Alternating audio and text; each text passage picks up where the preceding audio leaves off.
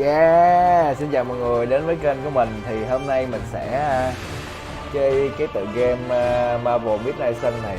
Thì cái tựa game này á, theo mình được biết thì nó là thể loại turn based, tức là thể loại chiến thuật theo lượt.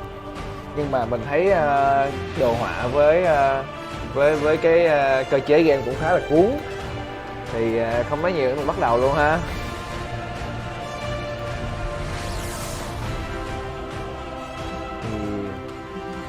Đến phiên bản hiện tại hình như có cả Deadpool rồi đó. Thì nếu mà anh em nào mà là fan của Marvel thì chắc hẳn là không thể nào mà bỏ qua cái tựa game này được. Marketplace, cái không có gì để mua. Mình coi có bật sub gì không, nó bật sub lên hết, chứ không là nghe không kịp đâu.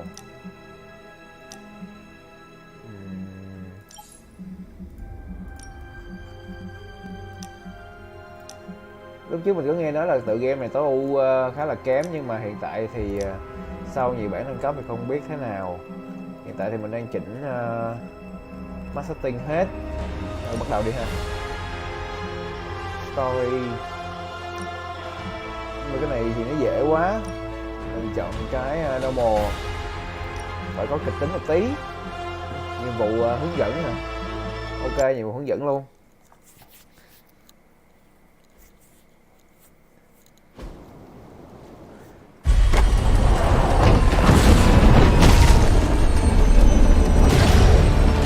À đây ta, má mày không coi Marvel nhiều nói Buddhister hả? Không phải. Đây là tập là cái tụi Hydra. You know how much I hate this hocus pocus nonsense, Faustus. Now you want to tell me just what the hell is so important? Hydra nó lại tính một cái kế hoạch gì đó.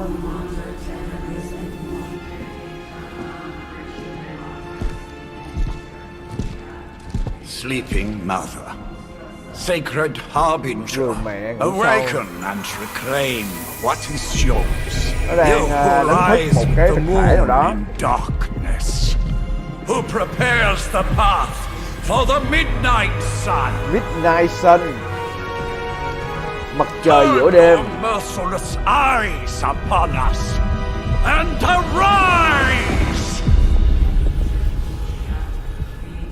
Nice show, Doc. Next time, call Zemo. Better yet, I'll just shoot you and save us all the trouble.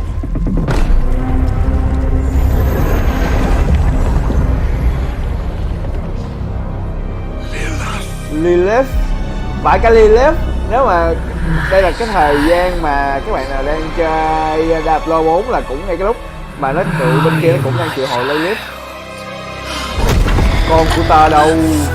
Mình không biết Lilith bên Marvel là ai.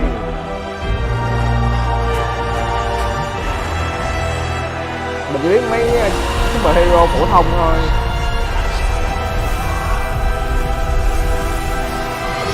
Mà Lilith thì chắc cũng là nữ chúa quỷ các kiểu.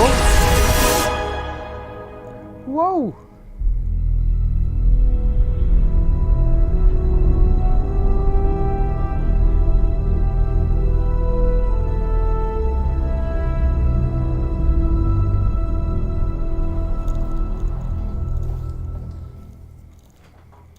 Sáu tháng sau.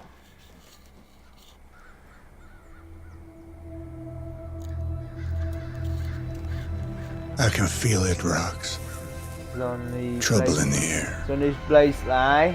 More innocent blood drowning you soon. Ghost Rider. Head back to your magic castle. You ain't welcome here. Đó là Ghost Rider truyền thống. It's called a sanctum, and welcome or not, this is where fate has determined the Sorcerer Supreme needs to be. Yeah, Pháp sư tối thượng. Tell fate answers no. This is the secret guardian you dragged me 5,000 miles. Đây là vị thần hậu mệnh bí mật mà cậu kéo tôi 5.000 dặm mà. But I assure you, he can be trusted. Wait, You seriously don't know who I chúng ta có thể am? tin tưởng vào anh ta. Fabric of magic is shifting, Johnny. The prophecy of the Midnight Sun is Lời upon us. sấm truyền và Your Midnight last Sun đã crusade cost me thực thi lên plenty. cho chúng ta. This time I intend to look after my own. Hey, pal, I don't think you understand. Things are changing. 2 plus 2 no longer equals 4. Up is sometimes down, and strange here is actually starting to make sense. Do I look like someone who gives a damn about any of that? Nhìn tôi No, có you giống look người like you quan tâm should đến be chuyện đó hay bouncing for không? the double deuce. Tức là Dr. Listen, Strange với cả Iron all I Man know is đang how's coming, đang and đi my chiêu pal mộ here says you can Ghost help. Rider. That's where you're Vì wrong. Dr. Strange biết là Hell's not có Midnight Sun đã được It's triệu hồi already lại. here. You're welcome, Robo-Man. Iron Man? Robo Man. phải cả để Robo Man. It's okay. It's fine. I know what he meant.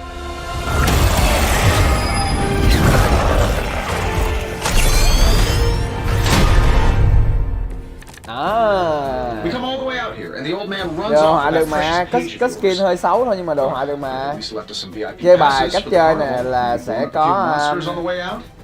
ba cái dạng lá bài chính là tấn công, kỹ năng và heroic. I am certain Sử dụng một cái lá bài sẽ tốn một cái card play, tức là một cái phần chơi bài dưới này. All right, let's just wrap this Sử up. dụng bằng I've chuột got trái sand để mà in kích my hoạt. nanopolymer weave.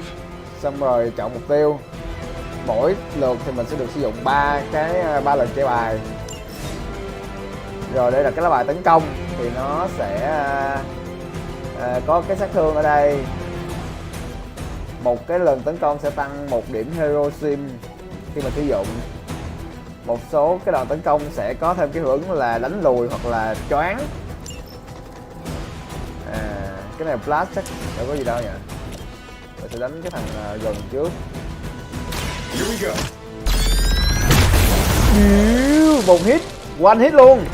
Ủa, Not bad. nó có cho con mình máu không ta? Great, but not bad. Nó cho mình, ủa không, nó cho mình có máu đâu. Let's do it. Có máu mình biết là cái đòn tấn công nó có thể kết liễu được một đứa hay không, để mình tính toán chứ I nhỉ. bet you guys couldn't even beat the security guards at my parking garage. Am I really gonna have to bring out the big guns for this? Đây là cái hero sim, là tới khi mà sử dụng một cái đòn attack thì mình sẽ tăng một cái điểm này để mình sử dụng cái lá bài anh hùng. Ok, khi mà sử dụng cái lá này thì sử dụng những cái lá attack và lá skill, tức là lá tấn công hoặc là lá kỹ năng đều tăng cái điểm này để mình có thể sử dụng kiểu như thanh nộ á. Đây là gì? Get it done any way we know how. Mỗi con sẽ có một cái kiểu kỹ năng nộ. Kết thúc lượt, khi mà xong hết thì mình có thể bấm chữ X đúng không? Mình kết thúc lượt. Đây. They haven't given up yet. Quân tiếp diện của tôi đã tới. Plan looks good. Hướng dẫn đây. Có hai loại mà quái là minion với ally. Minion thì không có máu, bất kỳ đam nào cũng sẽ lập tức giết cho nó. Ok, còn con ally sẽ có máu nhiều hơn. Hiểu rồi, tức là những con minion này á, thì bất kể đầu nào cũng có thể giết được nó. Allow me to demonstrate.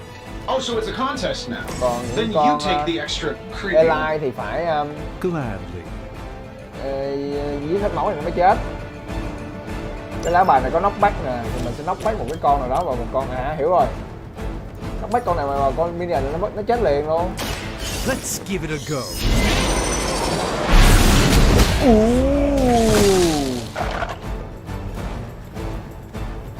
Fair enough. Đòn blast hả? Đòn blast thì lập tức giết chết con này đi, để cho nó khỏi phải. This should be good. Chuẩn luôn. That's the spirit. Một cái chiêu của của Dr. Strange, cây rìu của Agarubus. Với một cái là chết luôn nè. Watch closely.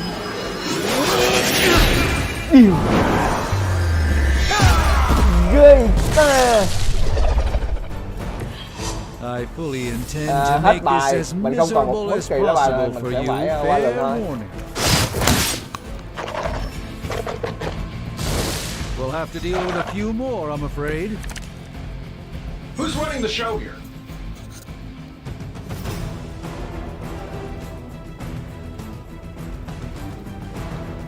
Bắt đầu mỗi lượt thì những cái thằng này nó sẽ xuất hiện, tức là địch nó sẽ hiện cái hero icon, tức là cái biểu tượng của người anh hùng là của bên mình, thì nó sẽ biết là nó tấn công như thế nào.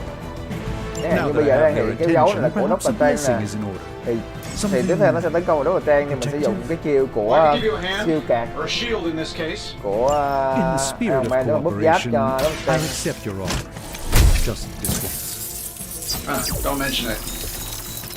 Cái thanh giáp là cái thanh màu xanh ở phía trên thanh máu. Knockback hả? Knockback này làm gì ta? Thằng này nó hướng này mình ấy quá ta. Mình di chuyển được không nhỉ?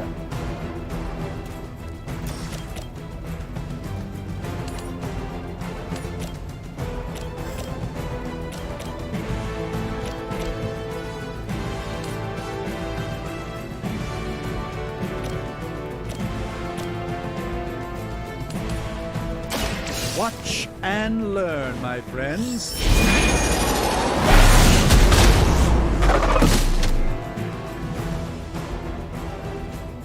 Mắc là I'm skeptical of your chances, but stranger things have happened. mình không di chuyển được. Di chuyển được vì là bắt buộc. Như vậy cũng đâu có đánh được nhiều đâu ta. Follow my movements. Chết đi! Double kill! I know that wasn't your signature move.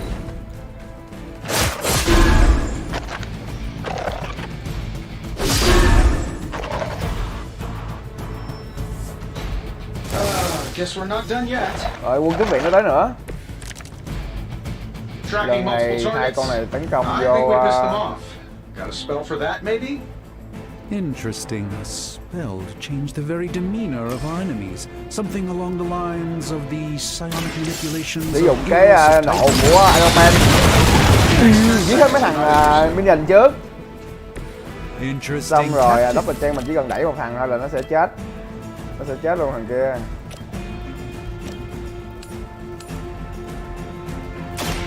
A moment of preparation.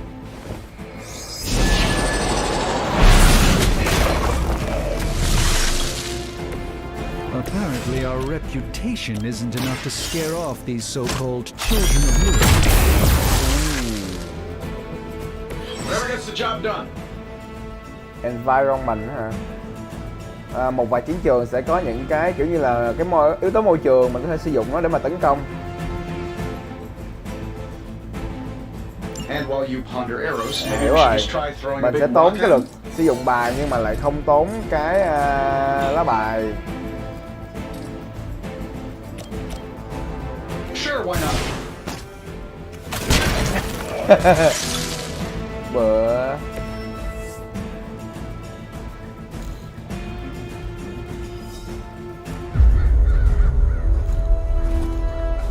If I'm being honest, that encounter went better than I expected. Tony, I've been noticing a recurring gamma spike. You see, this is why you shouldn't eat spicy food, Bruce. Localized in Rút the Banner West Village, converging on the sanctum. là khổng lồ xanh á. Ủa cả Scarlet Witch nữa. The collective works of the universe's greatest sorcerers, and he left them underneath the takeout menus. Ủa vậy là nguyên cái Shifting hội luôn. mystical polarities are wreaking havoc on my portals. You don't say. You okay, kid?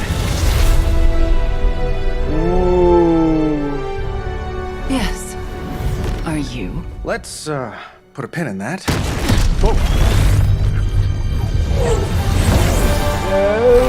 Kết tình Marvel luôn.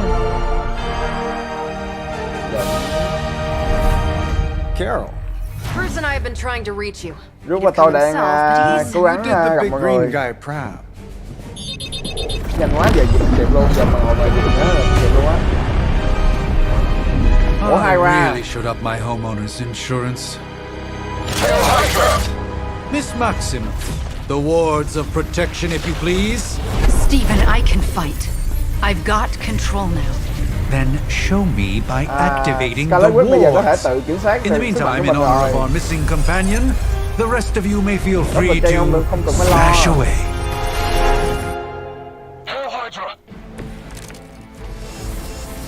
Honestly, now you're just wasting your time. Nice one, Carol. Always the direct approach. You know I don't mess around.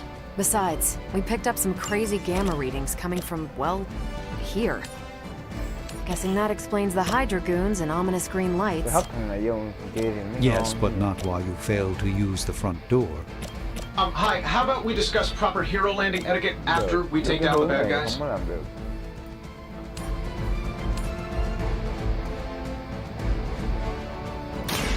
By the will of great God. Love the effort. Ủa? Làm sao để đổi ấy ta? Let me show you the way.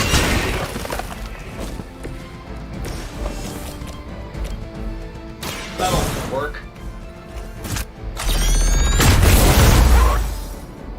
Oh, that? It was nothing. You red draw à? Rồi sao ta? À, red draw là mình có thể sử dụng một cái lá bài trên tay. Tức là rút là một cái lá bài khác á.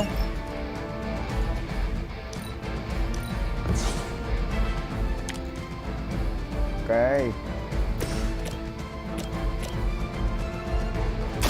Let's do it!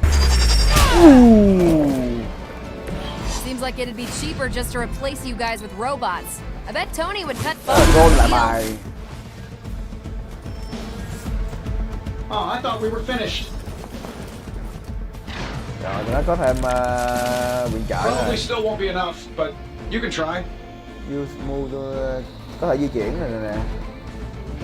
Mỗi lượt thì mình chỉ có một lượt để mà di chuyển hero thôi.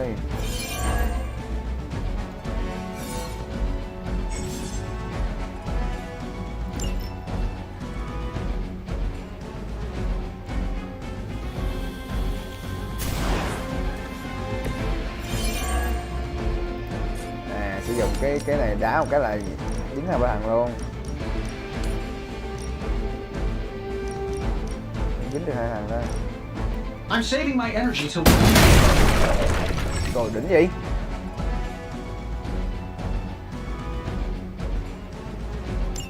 Oh, but Davenport was at least a century old. What a waste. Agamotto Gaze rút hai lá bài đã từng xài. Là mình sẽ được cái lần tiếp theo mình sẽ đến 4 lá bài. Knockback nè, knockback này vô đây được không ta? Không được. Môi trường, có môi trường gì không? Not a problem. I'm not sure if it's ethical for people like us to beat up chumps like you.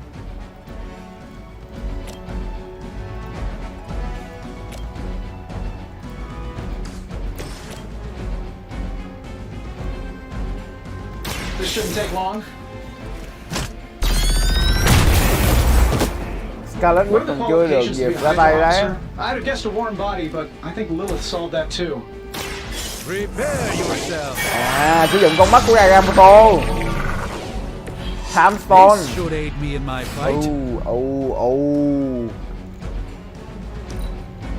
Để rút thêm hai lá bài tấn công đã sử dụng.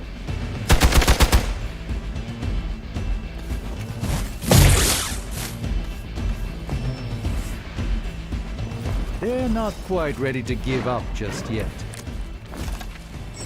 Still not gonna be enough. How do these guys just keep showing up? They are Gấp đôi surprisingly cái số lượng In any event, điểm we hero must của provide mình hiện Wanda the tại. time she needs to activate the wards of protection. Bây giờ mình sẽ hất này vô đây. This won't end well for you. Một hit. Làm sao để cho Lilith doesn't care about you. I hope you realize that in time. Flash.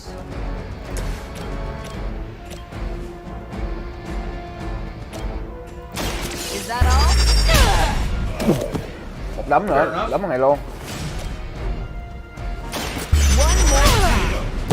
Đúng. Mình còn một lượt rút bài. Đổi lá bài đi. Heroic. Ủa, tấn công cùng một hàng hả? Nói vậy hơi phí ha. À được chứ. Đến đây đi. Mình có một lượt di chuyển mà. Sau đó mình sử dụng photon beam.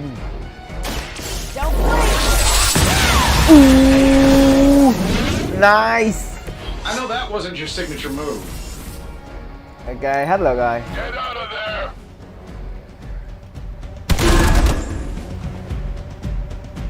Lúc đầu chuyện mình còn bài là gì? We're three of the world's strongest heroes, right? Doesn't it seem like this should be easier? Cruisers that went down faster. Something's up. Cái gì con? Yes, Hydra has clearly Rất là raised tranh hệ their búa. game, and I have a terrible suspicion as to how.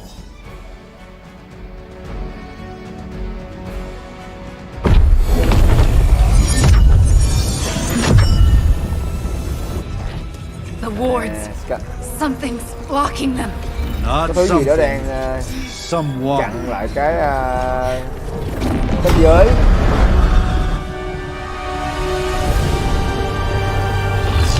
Lilith.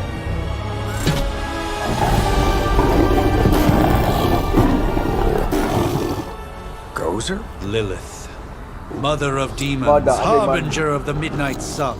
Prophecy or not, you overstep, challenging the sorcerer supreme. Be silent. Phải cast phép sai lần luôn. Tóc Trang vừa mới kêu là sao ngươi dám đối mặt với pháp sư đối thượng. What just happened? Đội mạnh như vậy. Ow. Be gone. No! A fellow daughter of Transia. You remind me of my own beloved. In virtute visanti. Giỡn mặt với Dr. Well Trang. done, Miss Maximoff. Làm tốt lắm. Your unique Con energy Maximoff. surprised her. Whoa. I'm fine. What?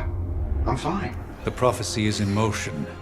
Lilith is still out there growing stronger each second Lilith the càng ngày midnight càng sun mạnh hơn. approaches. Define stronger. If we Lời are cấm to truyền have nếu mà any đúng. chance of stopping her, there is only one option left to us. I won't go back there. We all must eventually face our demons, Miss Maximoff. However, one of us should remain behind to maintain the wards of protection. See you on the other side. Ủa đi đâu vậy? Đi tìm cách để mà chống lại Lilith.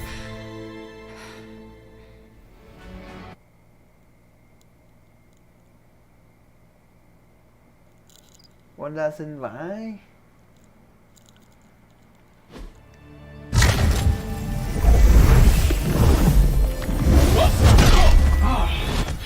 Okay, you did that one on purpose. Fabric Tony of Stark magic như is là cái cây unwinding. hà của We are nhóm vậy. fortunate to be here at all. And where is here, exactly? Salem, Massachusetts. Well, a pocket dimension in Salem, Massachusetts. Oh, suburbs. Nice. Đây là ngôi đền ở Welcome to the Abbey, Abbey. home of the Midnight sun. À đây là hàng phòng vệ cuối cùng để chống lại Lilith. Lilith's Junior Demon League? Wait, it's that jerk from TV. Which one? Now, if everyone would just take a moment. Enough!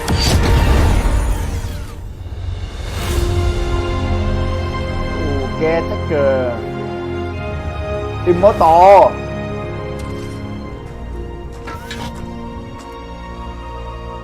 You're standing on my flowers. Been a long time, Sarah. It's caretaker now. If I could have avoided this moment, I would, but... Oh, spare me the speech. I know Lilith's Tôi biết back. Lilith đã We're trở lại. sisters after all. Guess we're suddenly invisible now. Shall we chat, Stephen? Chúng ta sẽ nói chuyện chứ, Stephen. No one can argue that the hunter earned their rest in the first battle against Lilith. I only hope they are up for the task once more. You wizards always make everything sound so lofty. I raised my sister's only child as a weapon against her. And saved the world in the process. Now you want me to dig them up and ask them to do it again. I did not write the prophecy, Sarah. Besides, I am no common grave robber. Cái này giống như một cái ngôi mộ. Simply reuniting their ethereal essence with their corporal form. Speaking of, it would help to have a mental image for the procedure. Spare no detail. Spiritual identity theft is no laughing matter.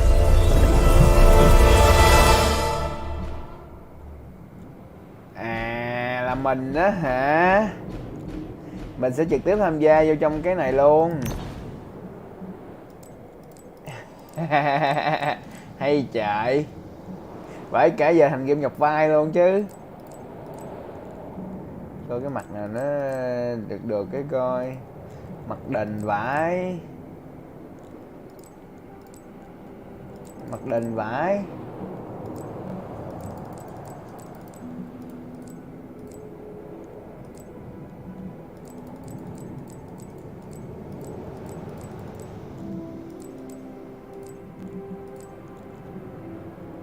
Màu mắt.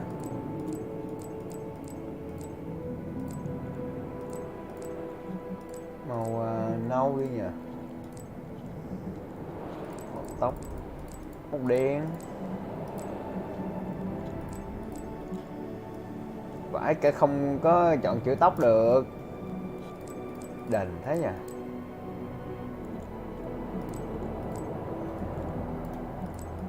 Nhìn đần vãi.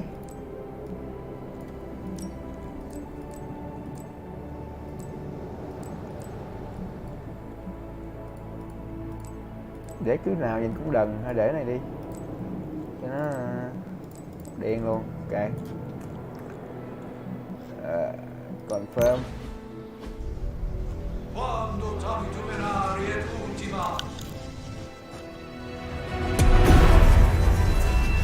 Child of light and darkness, you who tame người con của ánh sáng bóng tối. Hear the voice of those who beseech the end. The caller! Wait! Yeah. Cái vòng cỏ. Wait! Ah!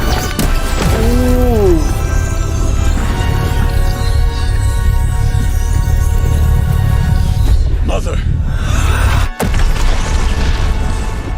So, that's a good thing, right?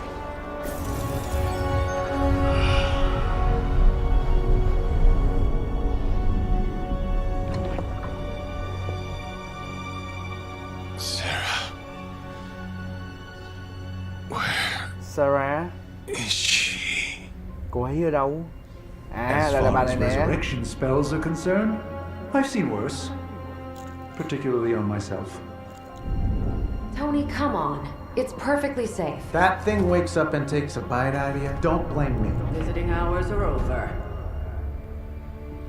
You can't stay here forever. There's nowhere else I should be. Just saw that Stark guy poking around behind the mirror table. Find me as soon as they awaken. And Blade, be nice. Có cả Blade nè, Blade là kiểu nửa người nửa ma cà rồng á. Cứ đọc sơ qua chứ không có coi mấy cái phần về Blade.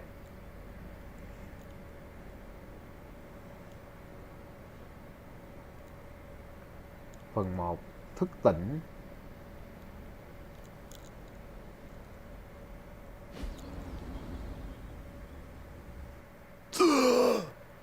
Đó, tỉnh rồi. It's so cold. Mình là Hân Tà. But the air burns with every breath. Has it been so long? Đã lâu vậy rồi sao?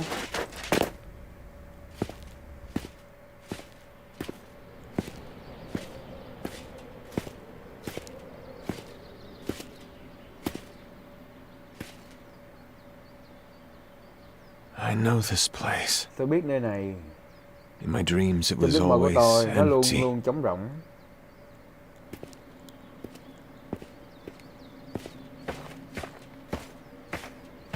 But now I sense Nhưng bây giờ tôi thấy I am not alone. tôi không một mình. Have to admit, Hunter, you make one hell of an entrance.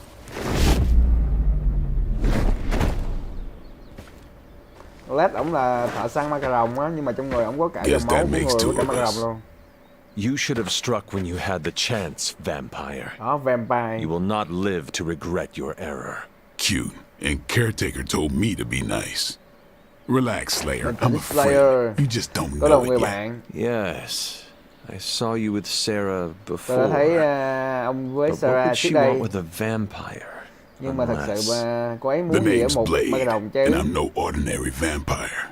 Tôi không phải I một ma get cà you've rồng been out thuần of chủng. commission, but I thought you noticed since we're having this little showdown under the freaking sun. a Dampier. Daywalkers were a myth, even to me. Jay Walker là Says the những con ma rồng hay đi half-human, giữa ban sáng ban ngày half-demon hả? monster hunter. Cái gì đây? Explain your right, I do Hunter Monster. Phải cái Hunter Monster. Gì Monster Hunter nữa? Có vẻ như là ông biết rất là nhiều về tôi đây. You appear quite versed in my history, Dampier. Heard my fair share of stories from Caretaker. Tôi nghe những câu chuyện này The từ legendary Sarah, hunter, child of Lilith, thợ săn last huyền champion of thoại, the con của blood. Lilith, người Some chiến call binh you cuối cùng angel, của máu. some demon. Một số gọi Probably a little of both. ngươi là thiên Led thần, the một số gọi Knights ngươi là of ác quỷ. Wondagore against the Dòng armies máu of kiểu như darkness until you là fell trong at. Diablo á. Fell? Shoot. Dòng máu mà This is nửa thiên why they thần nửa ác don't normally quỷ. have me do the meet and greets. I can see why. Right. As much as I'd love to see how much weirder this conversation can go, we should probably get moving. Chúng ta nên đi Agreed. thôi. The prophecy is Mặc in dù câu motion. chuyện này có vẻ I can nghe feel rất it. là rắc rối. We've wasted too much time here already.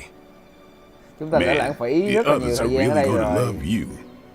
Những người Others? khác chắc chắn sẽ thích ông đấy. Những người khác. Yeah, you've got a little fan club, I think. But why spoil Ông the có một surprise? cái nhóm fan Hope club. you're up for the challenge, chosen one.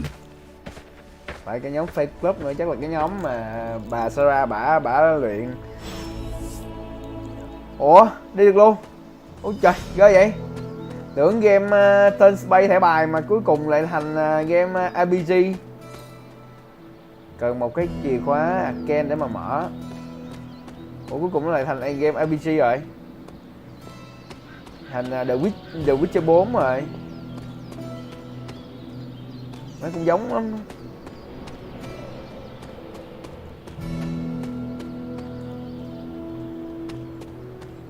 Đi tìm Nico Minoru. Theo tôi được biết, Nico Minoru là cái con bé mà nó có cái sức mạnh từ cái cây trượng đó. Tức là khi mà nó sử dụng ngôn ngữ để mà ra lệnh, nó sẽ thành một cái spell, tức là nó cast phép bằng cái việc nó nói qua cái cây trượng đó. Hunter. Not sure if you remember me, but we met briefly before. I'm The witch who called me back from the grave.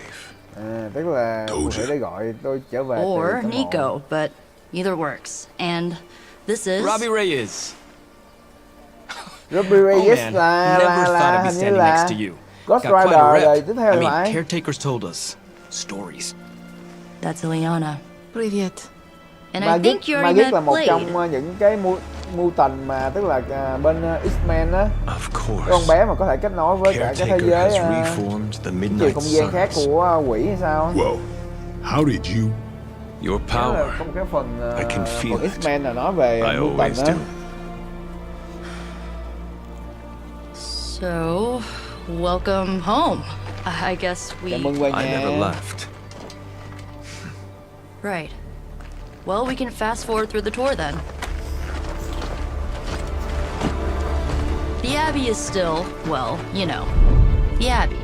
Basic stuff. Abbey. Dorms, war room, library, a few places Đầy to đủ các chill, phòng thư and viện, phòng whatever the hell the forge is. dụng cụ cơ bản. Have to say, for a haunted transient castle raised on the cursed grounds of Old Nó giống Salem, như một cái pháo it's pretty đài cozy. ấm cúng. Of course, Chắc that chắn doesn't chính stop rồi. us from adding some improvements.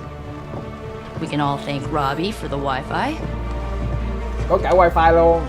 Oh, and one more thing. We've got some new house guests now. Chúng ta có một You vài think người we're a khách fun mới. bunch, just wait until you meet them. Speaking of, we're here. Yeah, okay. Spend 10 minutes in this place alone, Bruce, then see. Oh, gotta go. Show's about to begin.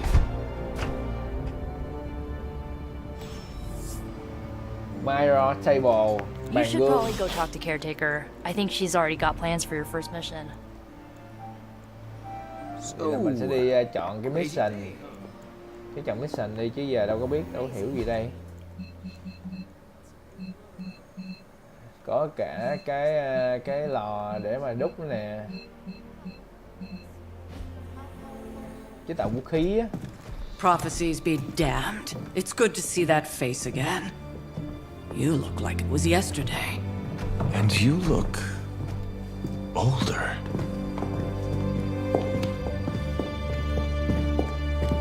Tức là có một cái thực thể gọi là Hunter, mỗi khi mà Lilith được gọi dậy thì cái thực thể Hunter cũng được gọi dậy luôn. Tôi đã ở trong cái ngôi mộ đó bao lâu rồi? Có vẻ một vài thế kỷ. Missed. Centuries? And what of Lilith? Fallen by your hand. Until now. Yeah, so speaking of Lilith. Tony? What? The kid's literally speaking of Lilith. Tony. That's my name. Tony. That's Carol and Dr. Spooky over there. Here to help. Help with what, exactly?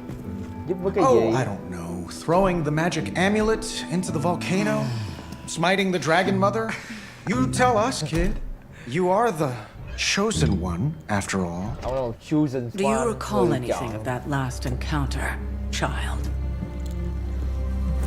There was a voice. The rest is hazy. Oh, a voice. That's it? A voice? That's what we have to go on? Results of your long crypt sleep, most likely. A minor inconvenience. Everything required to restore those memories is contained within my sanctum. I will simply alert Wanda to prepare Tôi cần phải the cảnh báo necessary Wanda rituals. để chuẩn bị.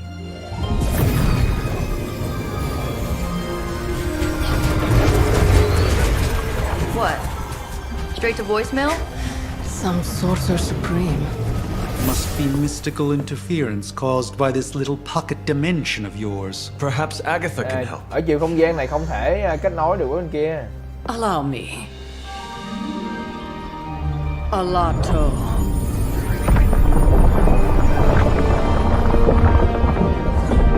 Whoa, what kind of network you running there? The all-seeing eye of Ereshkigal who judges, bound to enchanted Babylonian soul glass. We just call it the mirror table. Wanda! A dark force, pushing against the wards. Stephen, where are you? That's impossible. Nothing on Earth could possibly affect those wards. Wanda's in trouble. Wanda is trouble. Wanda là rắc rối.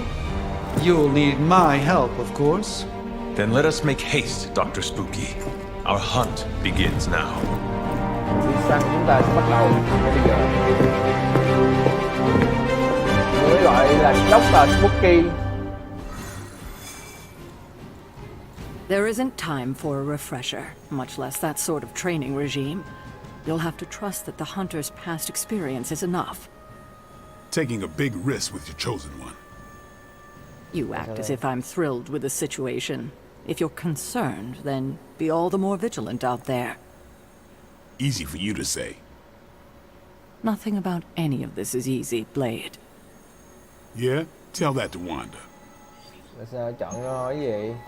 With everything going on right now, we simply cannot afford to lose contact with the Sanctum or Wanda.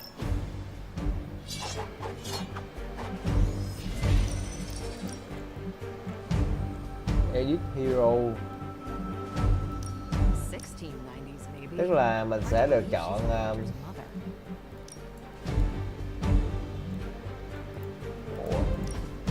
customize. Có chọn đâu, edit đấy đâu. mình phải có hơn 8 cái ability thì mình mới có thể chọn lá bài. Còn đây là cũng vậy luôn. Có vật trang cũng không có edit được. Red cũng vậy luôn. Ok, đi thôi. Even given the fluctuations in the astral spectrum, I should be seeing something. Unless Bruce is right about gamma interference. Ủa cái này nói chuyện nói về trang thôi. Or perhaps I have... Are you ready? The prophecy of the midnight Sẵn sun sàng does chưa? not linger, and neither should we. Lilith possesses the Darkhold. If she forced her way into my sanctum sanctorum once, I suspect she can do it again. You are a sorcerer supreme. Can you not predict her movements? Normally, Ông yes. không thể đoán được bước đi của But bả since sao? your mother breached the sanctum, my sense of the future has grown volutinous in nature. Is that another language, or...? Fuzzy. My predictions are fuzzy. For the first time as Sorcerer Supreme, I cannot foresee how the future unfolds, and with my apprentice in danger, khi là we một cannot đối tell. tượng tôi không thể đoán được tương lai. Đừng lo, bác sĩ. Chúng ta sẽ cứu ngôi nhà của ông.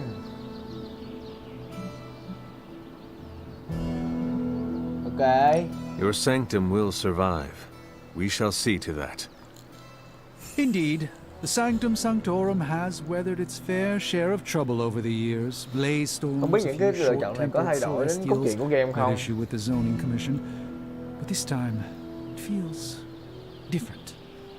I do not doubt Wanda's capability, but without my predictive acumen, I cannot bolster the wards should she need it. Still, the wards are woven into the sanctum's very essence. They should hold. In any case, all will be revealed with time. I suggest we make use of it while it still functions. Limbo Bottle.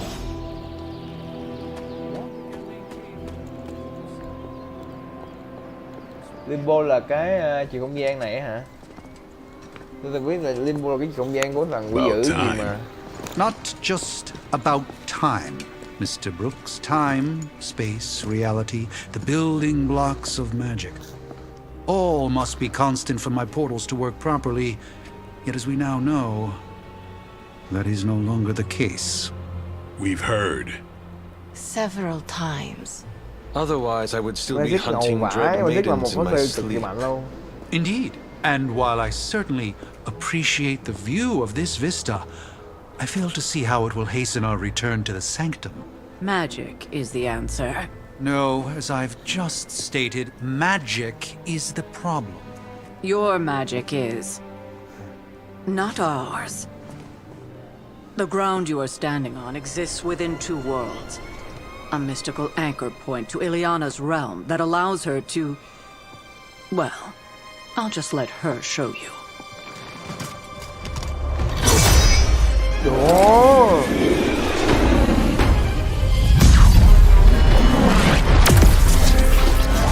Mình biết có thể mở một cái cổng trong chiều không gian khác nữa. Mà ở đó là nó là chủ tải của cái vùng Limbo á.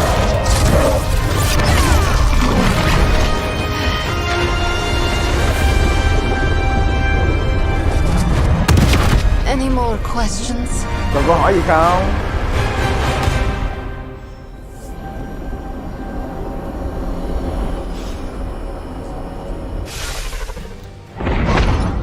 You are standing in limbo. Nexus of all realities, both real or otherwise. Một A nơi hỗn chaotic loạn, but secret realm, cái beyond vùng the không gian influence bí of ẩn, Lilith. Thus far. vượt ra ngoài Lilith. Are you certain of that? Because I am sensing all kinds of... Dark energy. That Mắt độc feeling tối. you're being watched. General hellhole vibe. Yes. All these potentialities converging at once? A truly surprising feat, Miss Rasputin. For someone so young, of course.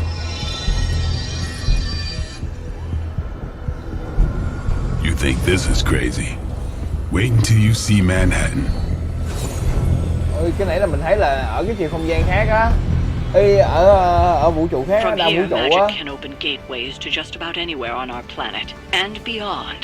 Tức là cái vùng không gian này có thể mở cổng đến bất kỳ cái vùng không gian nào khác. So we've chosen a safe exit a few blocks over instead. Couldn't be worse than the last time. It was just a simple miscommunication. Ocean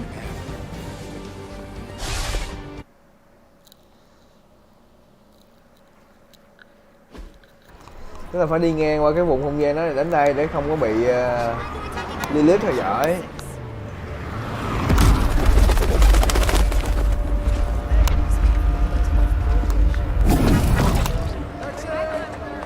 Hey, I'm walking here. All I ate today was a bagel.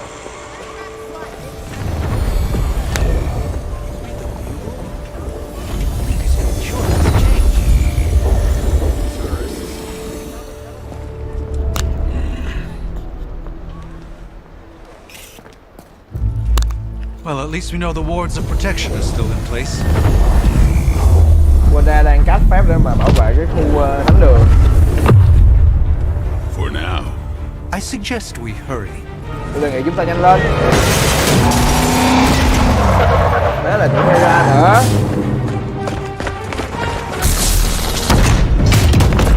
Arm Alpha in position. Hyra officer. No one's getting through. Không ai được đi qua. Welcome to New York. Chào mừng đến với New York.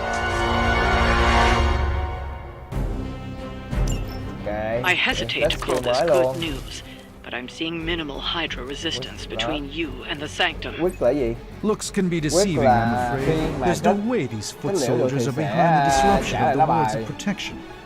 Nice. Kêu sử dụng sát thương sẽ kết thúc rồi sẽ gây bỏ qua lock với reset, tức là bỏ qua thủ với cả kháng hả? Rút một lá bài trong vòng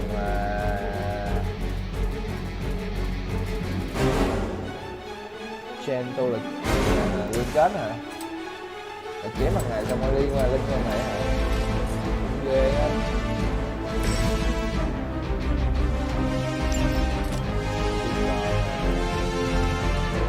Cái văn tới nó ta.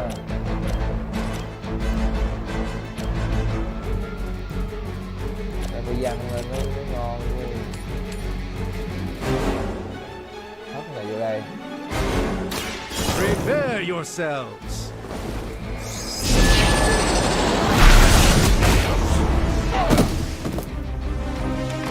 Even the mother of demons is forced to rely upon hired hands occasionally. Yep. Đánh lôi một cái thằng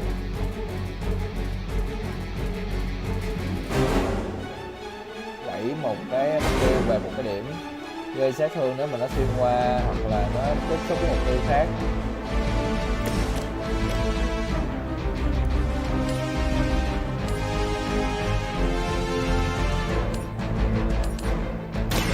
You had your chance to escape.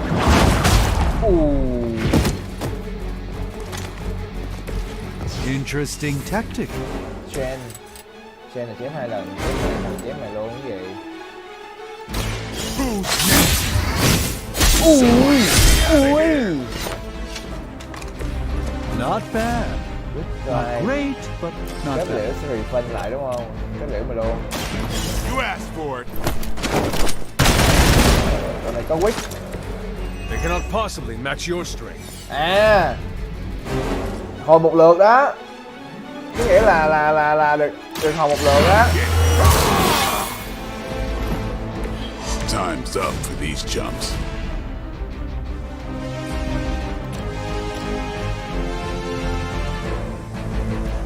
I'm on it. Chọi báo với mặt mày nè. Shoot up here. Đừng có để tao phải chọi báo với mặt mày.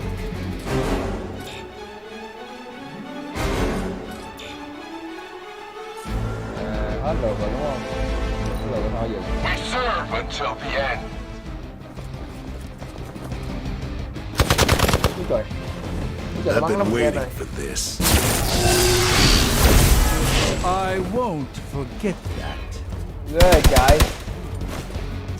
Nó gây tăng cái sát thương lên rồi rất là trang. That gamma spike we detected in your area seems to be growing. Let's assume that's not a good thing. Gamma or not, I feel the hand of my mother at work here. Thiêu hồi máu, nhân, rút 2 lá bài, cho một cái lá bài hero, cộng thêm 5 sát thương. Upgrade chúa, giảm cái phòng thủ đi 50% rồi, giảm cái sát thương 50%.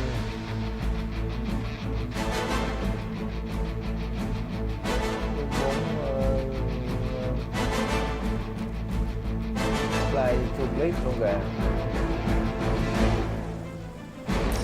Kết thúc mỗi lần rồi gây sát thương rồi.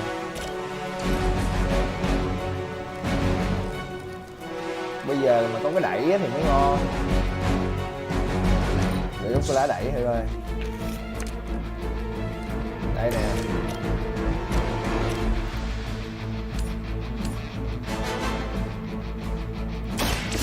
By the will of the old God. Not looking good here. I saw a move like that once, centuries ago. Rút 2 lá bài. Đến 30 sát thương rồi mà xài rồi chiều như ta.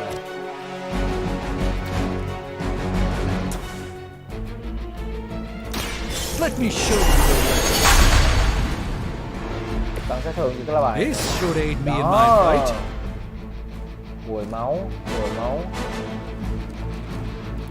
Ai biết mình sẽ xài dòng này để cuối đường có thể bị mất máu nữa.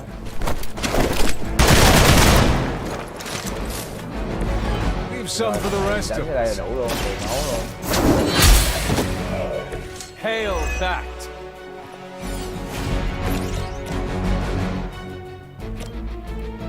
Watch me. Lợi dụng môi trường.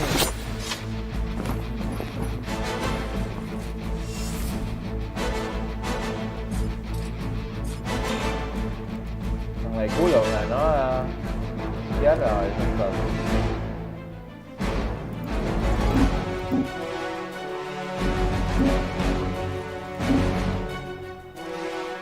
Ủa nó còn lượng nào không ta? Nó không thì mình dùng mình giết nó luôn rồi. Rút 2 lá bài. Watch closely.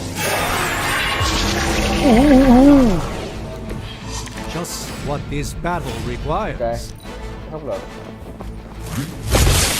You'll have to do better than that. Đúng rồi. Để này chết luôn. You are not ready for me. Wanda is calling out to me. I feel her struggle to concentrate. And I won't be doing that again.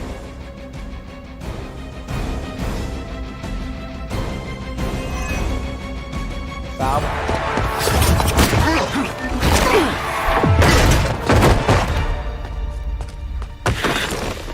Misguided as they are, remember, Hydra is still human, Hunter. Not Lilith. Hydra vẫn là người, không phải là. You were saying the lifeblood of the mother pumps through our veins. The mother is eternal. Mới ngăn cản Hunter giết, nhưng mà ông này ông thật ra là đã biến quỷ rồi. Không phải. Thử thách thôi. Wanda. Wards weakening. Cannot let them fail.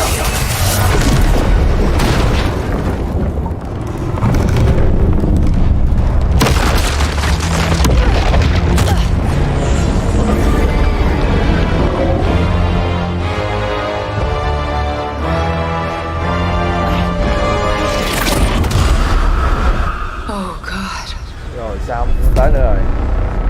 Wanda giữ không nổi cái phép rồi. Exactly. The neighborhood association is not going to like this. No. I'll handle it. Tôi sẽ xử lý cái này. Được không? Or not. Do not fear your magic, little wizard. Fallen Venom. The mother's call. We are venom to all who oppose her, and you are lost. Ghê trời. Đã phải lần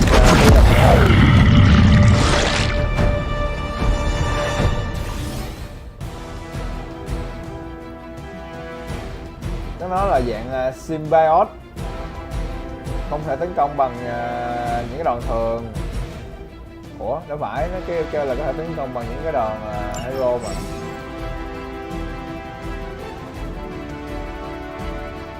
Well, that certainly Nó có thể tấn escalated công quickly. nhiều Do I even want to know trên đồ what của that nó, phải beast cẩn thận. is? It calls itself Venom. Until now, a pale imitation of a very heroic young friend of mine. We will feed marinated in his stomach juices and eat it with his spleen. 20 máu à? 20 chặt nó một cái được. Chặt nó không hả? Nó tấn công rất là trang, bây giờ nó là trang mình mà đi lên á. Uống cho ăn cám luôn. Watch and learn. Goodbye.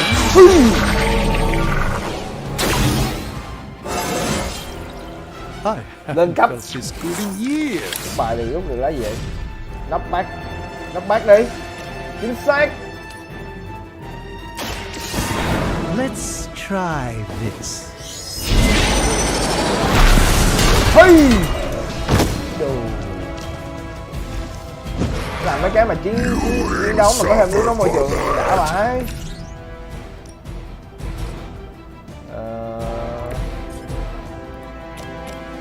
Đây. Có yếu tố môi trường Red giết một cái một.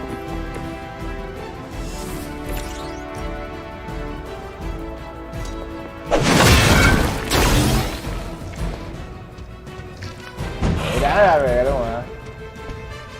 Ê, cái cục điện này có gì đó ngon à, ngon nghẽ à.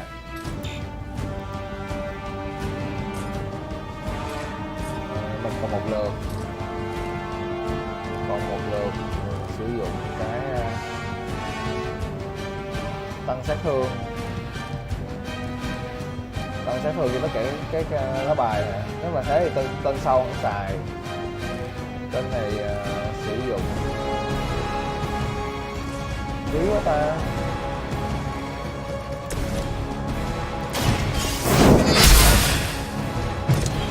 Quý là chặt đầu đó. How invigorating. Rồi, kết thúc lượt. You're too strong for you. We're not done with you yet. What? Damn, this thing is nasty. Em chọn cái blast rồi. Giờ nó nhảy qua nó đấm một trận. Do not touch us.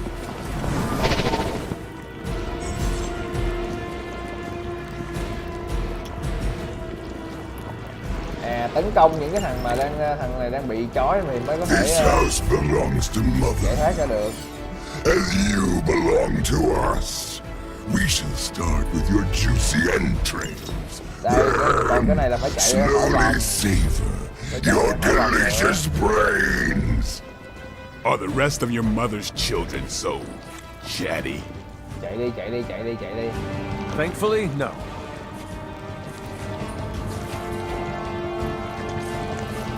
Target's moving.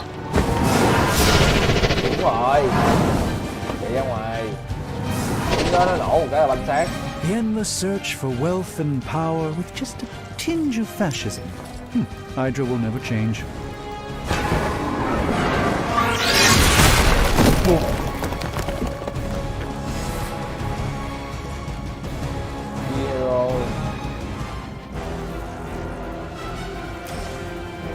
sử dụng cái này chứ.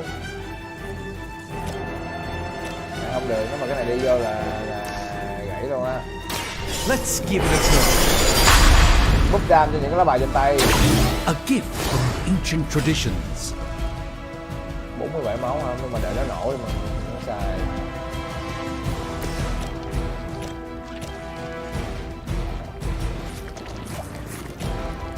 Bắt luôn mấy giờ xài nhiều quá. Ổn quá ta. Ổn quá ta. Rút bài khác.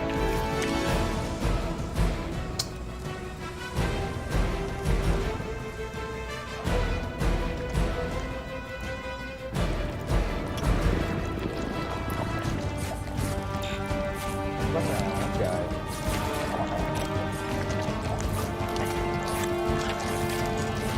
Này vô đây có bị nổ trái đâu.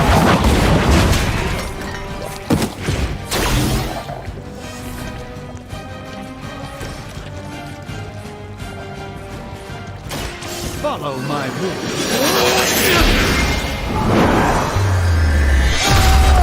Nó vậy mình đánh trước đi, mình chạy phải ngon không? Sai lầm, sai lầm. You only delay on me.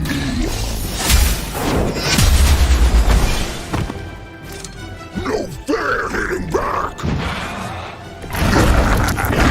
We'll get faster than you.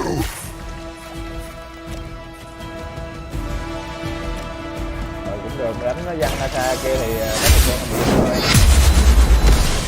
Ok. First. Tức là có nhiều cách, có nhiều. Ủa, đúng rồi. Có nhiều cách để chơi. Ủa, nó di chuyển lên cái vòng kế bên mình nữa chứ. You are within our reach. Cái thúc lượt là nó sẽ nổ nè. All right. I felt Mạnh vậy. Mạnh vậy. Chết luôn thằng thanh tò bây giờ.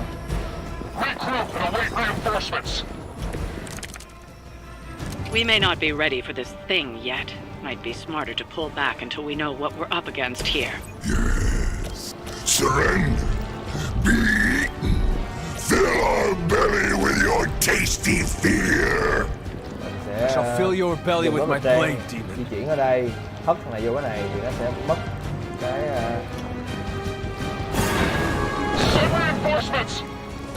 It's remarkable how well Hydra manages to attract new recruits despite decades of ineptitude.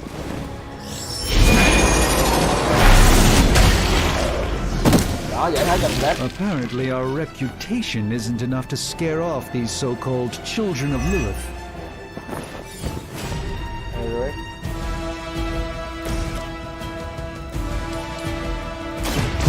Cấp bách. Rút một cái lá bài ngẫu nhiên. Fragile, but not as fragile as you. 26 máu, 1 máu.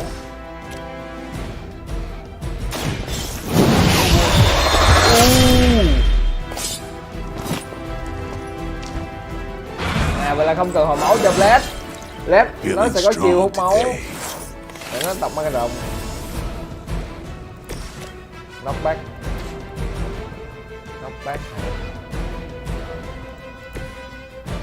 Ở đây đâu có môi trường gì đâu. Knock nó vô cái đống điện này đi. Đúng rồi. Knock vào bình điện. Tên luôn. Nice.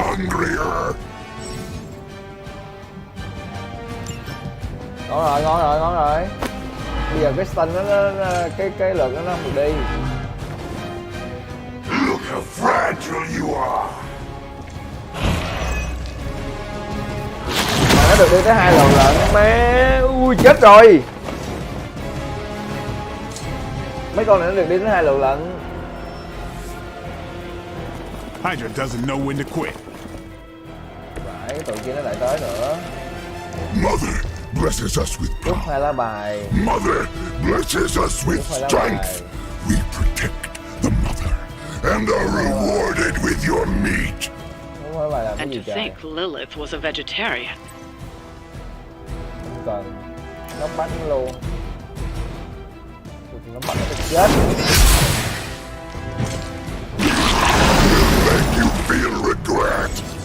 Symbiote skin.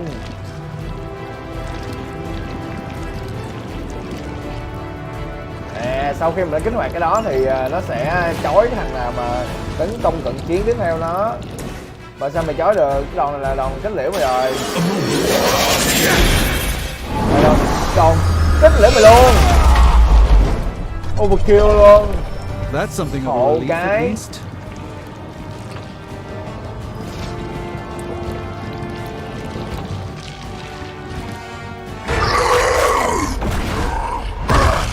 No escape from me, demon. Không thoát được khỏi tao đâu, con quỷ. We don't know what we're dealing with yet. Rồi đã, chúng ta chưa biết chúng đang đấu với cái gì.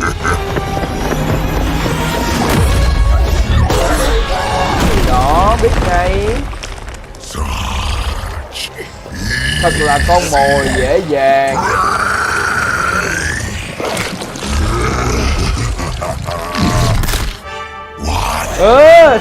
Spider-Man này, người anh nhìn là hàng xóm thân thiện. I was in the neighborhood, you know, being friendly. Seemed like you folks could use a hand, Doc. Ngon nghẻ liền. Jeez, Eddie, what happened to you? That's sort of a Spider-Man biết Venom là Eddie rồi. Was gross enough, but whoa, someone is extra touchy today. Để thêm một cây hài. Ngoài Tony Stark là một cây hài thì có thêm Spider-Man cây hài nữa. Always nice to see you too, buddy. So, I'm thinking your friends here could use a little break. How about I take Eddie here for his afternoon walk? Ghê vậy. Don't worry, Doc. Spider-Man đánh một mình với Venom.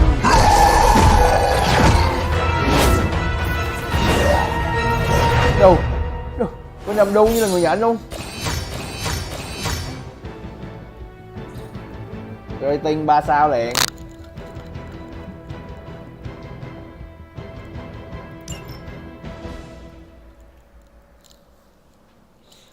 Mấy cuộc chiến này nhìn nó cũng epic chứ bộ, nó phải là kiểu game turn based xong rồi nó nhạt nhẽo đâu. Thế nó cũng khá là hoành tráng.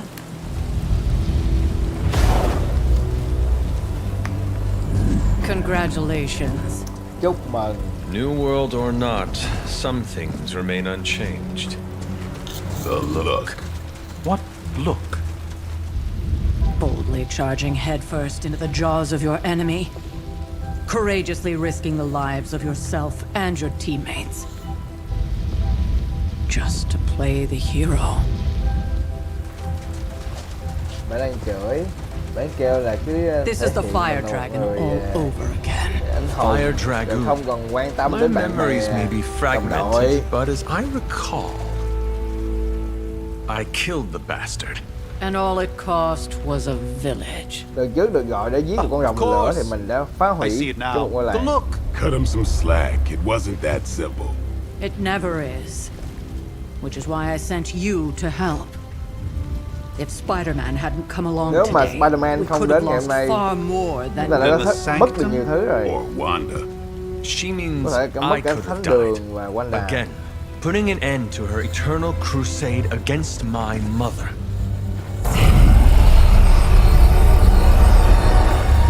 You've been through a lot. For now, it's enough that you all made it back in one piece. More or less.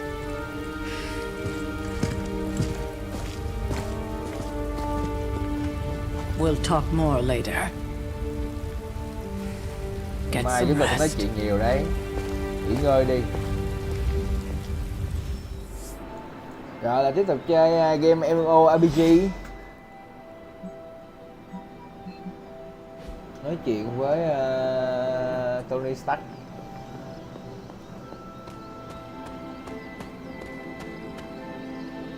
Not the outcome I envisioned for our first mission. You did okay out there. Hey, for what it's worth, I think you did okay out there. You got some decent hang time, even given you were wearing, what, 70, 80 pounds of chainmail? Khía nữa. On the Stark scale of reckless yet daring heroics, I give it a solid 6 out of 10. don't worry, you'll get there. With a little help. Get qua. Mày nghĩ mày có thể làm tốt hơn tao hả? Mày nghĩ get qua là nó chửi mình á. Hay là nhịn đó nha. Hay chửi đó nha. Chửi luôn. Mày nghĩ mày làm tốt hơn tao hả? It is doubtful you could have done better. If you could, you would not have raised me from the dead. Nếu mày có thể thì mày đã không dựng tao Don't từ go cái all chết. rabid zombie demon on me. It was just a little constructive criticism. You did a commendable job considering you were, you know, reborn yesterday. I couldn't help but overhear Auntie Caretaker over there telling you to get some rest. It sounds like a good idea to me. I suppose I could keep you company on the way, seeing as our rooms are in the same direction and all. Besides, no one should be forced to walk the hallways around here alone. So, here we are. The old room, huh? It's not bad. Functional. Solid construction. Almost cozy. Love the antique furnishings from the early Mephisto collection. Căn phòng The Sim. Full transparency, Hunter. There's another reason I asked to join you here, other than my abject terror of this entire facility. Stopped here before, while you were out. Wanted to surprise you with a nice little housewarming present. Was all set to write you a lovely welcome note, but I'm fairly certain that wasn't red ink in your quill. Không có gì phải sợ cả. Will, cái gì Will nào vậy? Chắc rót nó quá. But I do not have a quill. Even better. Relax, Tony. I simply jest. It is an ink derived of the spider lily flower. Red spider lily flowers. Of course it was. Obviously. With just a touch of amphibian blood for power. Haha! Another zinger. And we'll just leave it at that. Well, I suppose I should leave before whatever monstrosity that is most definitely hiding under your bed jumps out, rips my face off, and then proceeds to feast on my soul. I'll leave you to it. May your sleep be filled with pleasant dreams, Tony. Right back at you. Oh, and if you hear the shrieking of a grown man, please ignore it. It's just me, walking to my room. Nhây vãi. Nghe nói là mình có một cái món quà của Tony Stark. Hi, I'm Tony Stark. But if you're hearing this message, you already know that. When I'm not saving the world, I solve the world's problems with technological means, like the one you're holding. I call it the Spark, a secure information and communication device built only for superheroes. It does all the usual, private messages, pictures, and calls for some reason. But it also comes with access to Superlink, a private social network exclusively for your cape-wearing, world-saving compatriots. You might ask, Tony, aren't you just repurposing a failed product from your communications division? If you do, I'll revoke access and let everyone else know you're a jerk. I call it the Wonder Man. Mình không có customize được ta. Customize chắc là sẽ kiểu đổi skin, inventory. Mấy cái inventory này chưa biết là để làm cái gì. Phải đợi nó hướng dẫn đã. Cái gì đây? Dì Sarah muốn tôi đọc viết thư hả? Đúng rồi. My old journal. Maybe it is time I start writing in it again. Những cái thứ có thể collection để mà được phần thưởng. Nói vậy đấy. We were all so happy. Tranh năm 1710.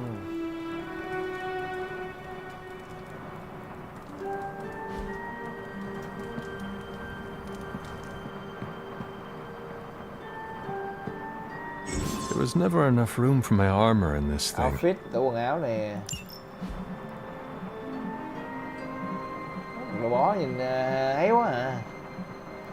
Đồ bó gì vậy?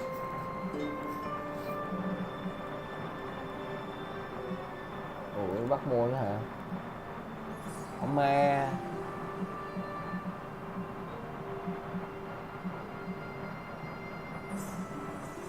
Đeo cái vòng trên cổ nhìn như cái chóp ke vậy. Nên thôi đợi có nào đồ đẹp hơn mua. Ghê quá. Ủa thấy cái làm sao trời? Không có mua. Tắt ra. Nó bắt mua nó cho ra mọi người.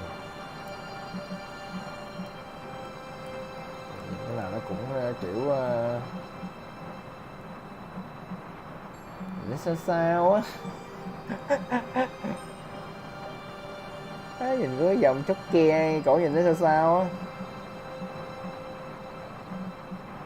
Mặc áo đen hay mặc áo này cho nó dân thường tí. Mặc sweater nha. Sweater đi. Ok. Nó bắt phải mua mới cho ra.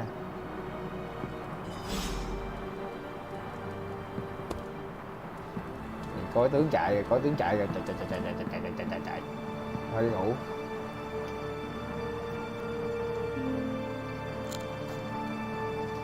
Nhìn cái sai sao? Đã cho ngủ. Cái gối gì nè, hỏi sáng ra không sao, không đau cổ. Cái gối mà như là ngồi luôn. Bọn chúng bắt khắp mọi nơi. Quyển sách. Bà ta đã đọc quyển sách chưa? Giữ vững hàng ngũ. Có thể ngăn bà ta. Chỉ một mình tôi có thể ngăn cản bà ta. Giấc mơ á. Trước đây, cái trận chiến trước đây mới là Lilith. Con trai. Hết hồn. Charlie! I know. I missed you too. Let her enjoy the moment. She's been visiting your door every morning for the past 300 years. Must have been so hard on her. Not just her. I suppose that's why I might have been a little curt before. A little? You already made the ultimate sacrifice once. Maybe I'm in no rush to see you do it again. We do not choose our destiny. But we can choose to duck. First lesson you ever taught me. And still the most important. Especially now that you have all these eyes on you. I have noticed. To these people, you are a being of myth and legend. A grand hero of old. And they're right. You are a hero. But I also know the battle that rages within your soul. It's not enough that you are a hero. You need to decide what type of hero you will be. I'm sure there will be plenty of opportunity for that in the days to come. For now, I would head to the forge. Our new guests are eager to show you something. This was a lot easier when it was just you and I beheading the Dark Legion as we traipsed through the woods. Don't forget about Agatha. I never could. Agatha nghe quen người ta. Agatha là ai ta? Thấy gì nhiều quá không thể nhớ được.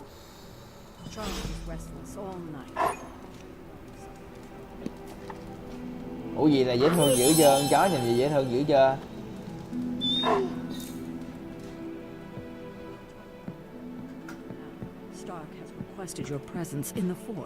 Bây giờ mình sẽ đến cái lò rèn. Next thing I know, the sanctum is airborne and covered in slime. Cái lò rèn đã nâng cấp vũ khí cái kiểu.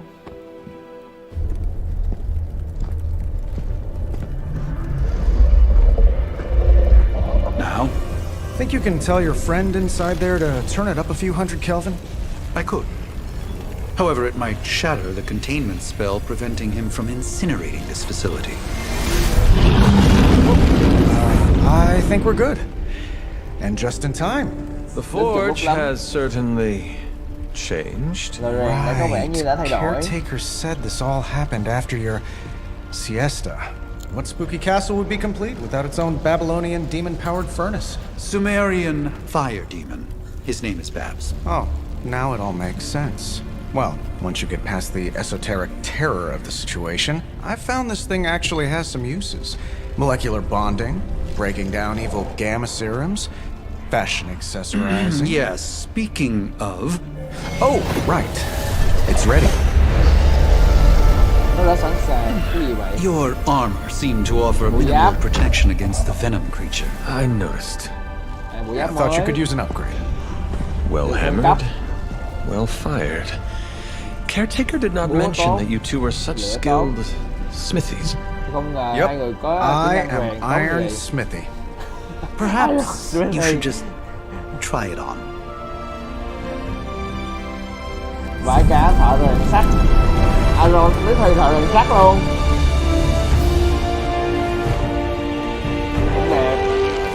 Cũng đẹp á. Still think I could have used a cloak.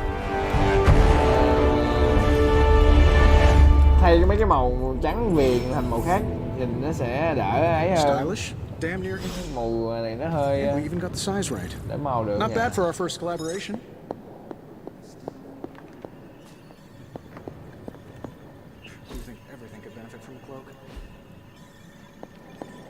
Ủa, khi mà mình tiếp xúc với mấy cái này mình được cái kênh knowledge the star. À, cái bài tarot. Chắc sẽ thu thập một đống bài tarot nữa.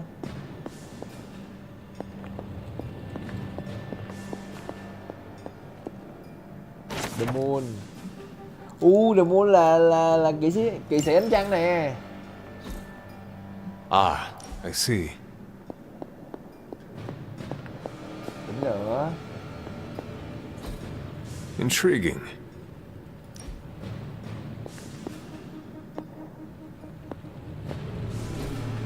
Interesting. Nó vàng của Dr. Trang. Cái này cái gì? Ủa?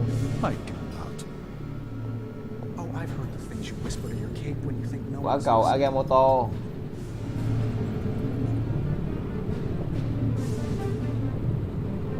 Còn con mắt của Agamotto là cái viên Time Stone. The joys of sharing a works. Hunter, your new attire suits you quite well. But how are you holding up on the inside?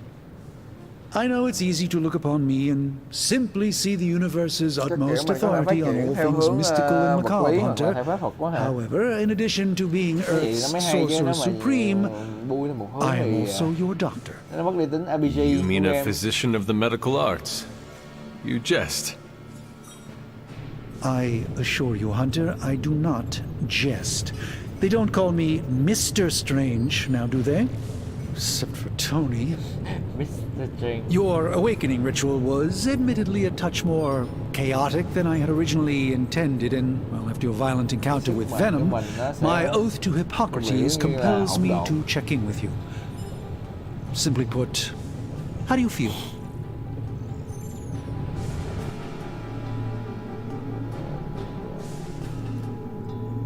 Tôi thật sự rất là lo lắng cho ông đó. Kiểu như là tôi đã thức dậy bên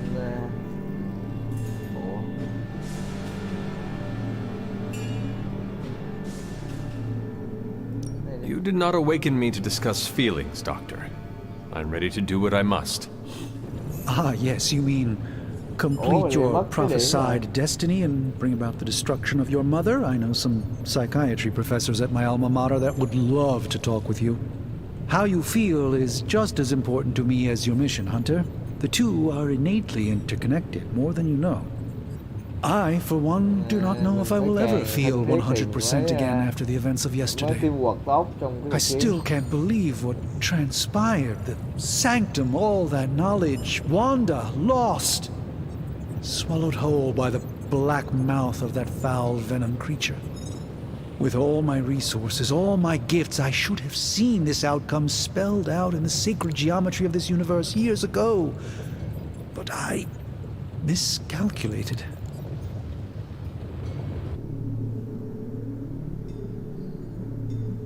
Lilith's power has placed a dark shroud over us all, Doctor. You are not alone in this. Your words are appreciated. Still, I must not allow the underlying truth of the situation to become shrouded as well. It's not just the Sanctum Sanctorum that was lost yesterday. It was my protege, Wanda. She is my charge, my responsibility, and I failed her. But I am determined not to let that happen with you, Hunter, which is why I am here to answer any questions you may have. Perhaps my wisdom may benefit you more than it has me thus far.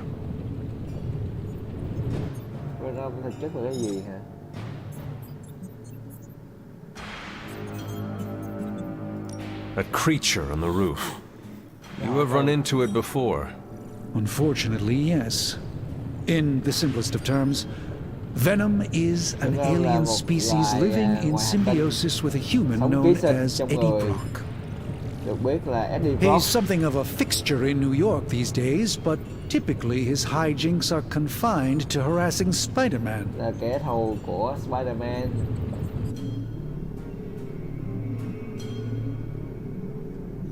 Có vẻ như là Spider-Man có thể nói với chúng ta cách mà để chiến đấu với thằng Eddie, với thằng Venom.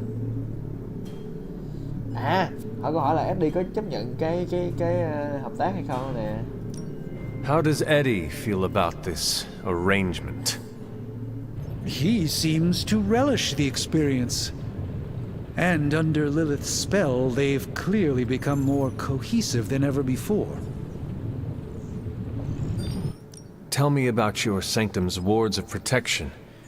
I have never heard of a protection spell that powerful. In your time, I'm sure you encountered a variety of minor wards and protective spells.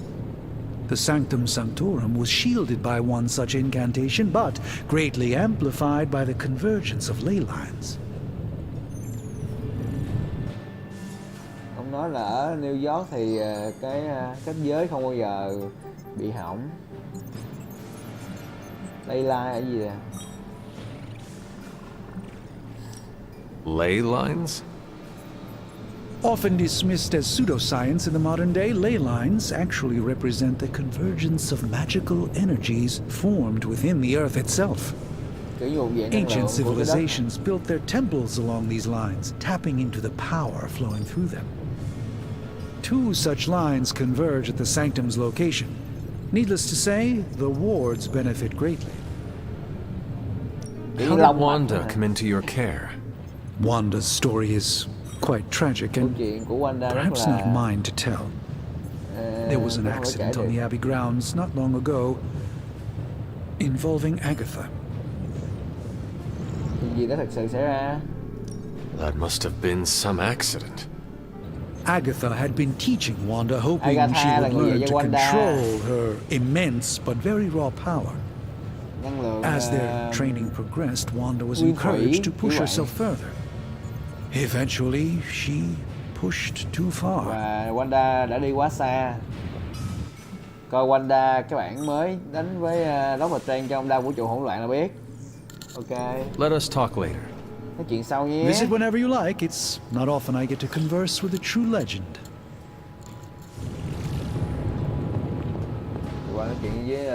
I hate to admit it, but somehow this ancient forge puts any arc reactor I've got to shame.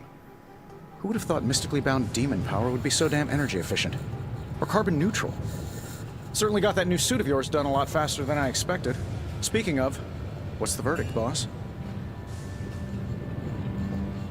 Rất là cảm kích thôi.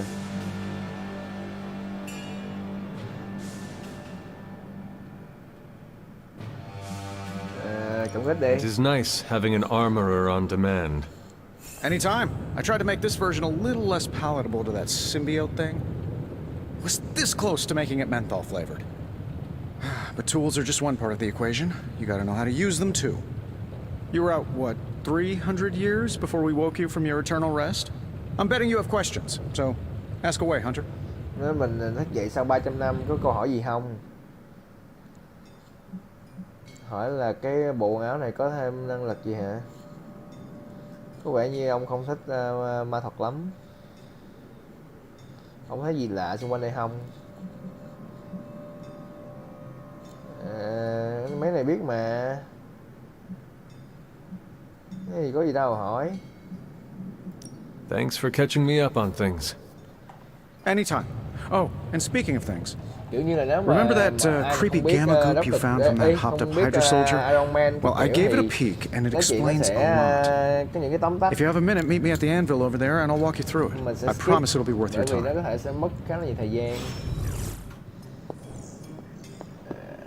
Gamma coin hả?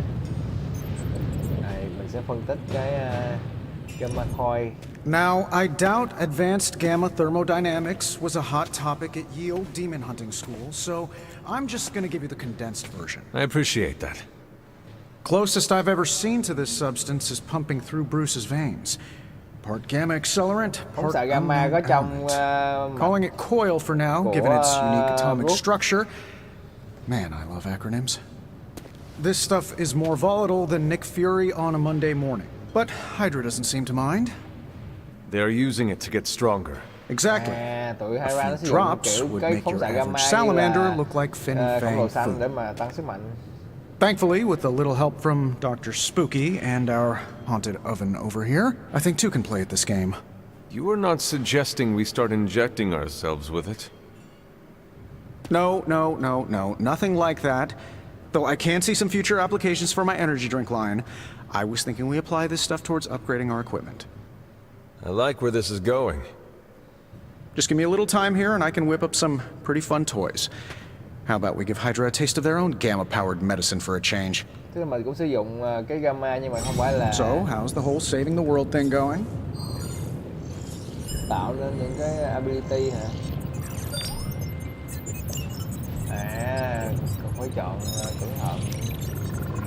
No problem.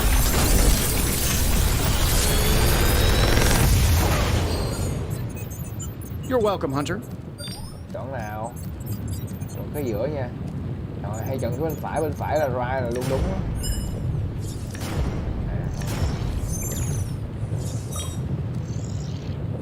Lấy cái lá này á, thì nó sẽ chém. Còn cái này nó sẽ quật thành cây bay vô một góc. Lấy cái quật đi nha.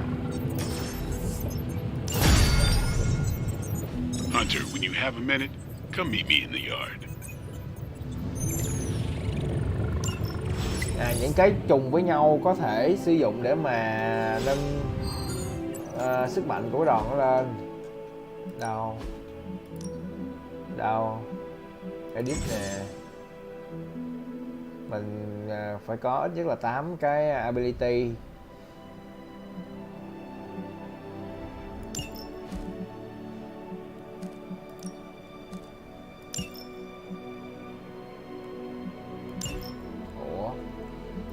Sao nó lại nói là có vẫn đổi mặt.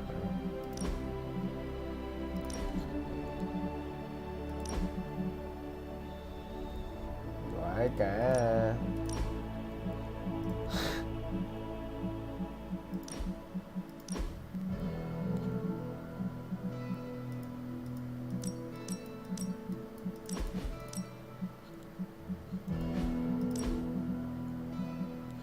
ấy đèn ngầu nè, để này đi trên cho nó đỡ bựa. Này còn bựa hơn nữa.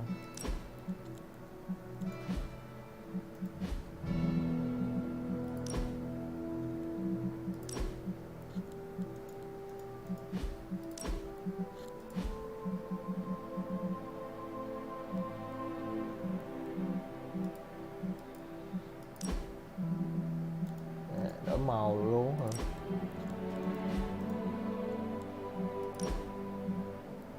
Combat outfit.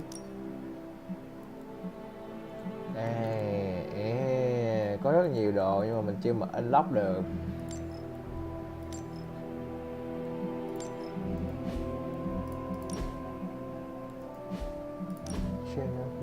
Thay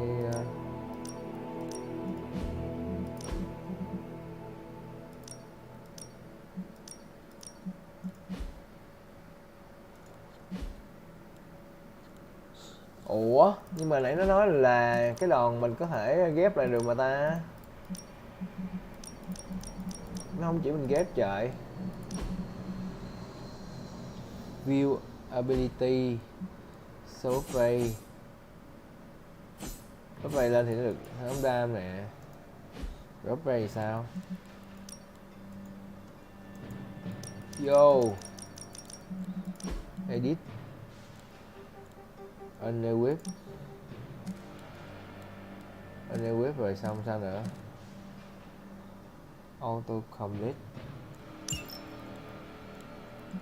là nó tự xếp vô mà. Sao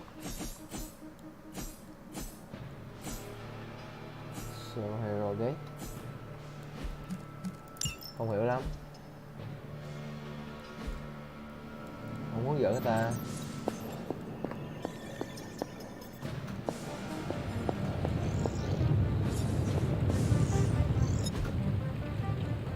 Khi mà mình có một cái gamma coin là mình sẽ roll những cái lá bài ability.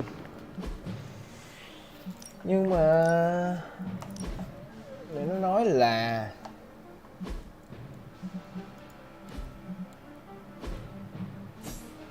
có thể upgrade mà nó không lại hiện cái chữ upgrade đây.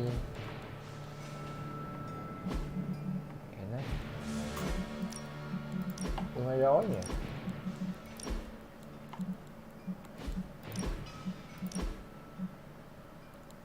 Đồ đẹp vậy. Đến 1602 Điện Minh Thanh Tờ. Đây là do mình có cái DLC á ở cái Điện Minh Thanh Tờ nha. Thanh kiếm laser luôn. Có DLC mà để đổi DLC. Defender Future xấu nhỉ. Có đẹp lắm đâu. Sao bằng lớp trang này được.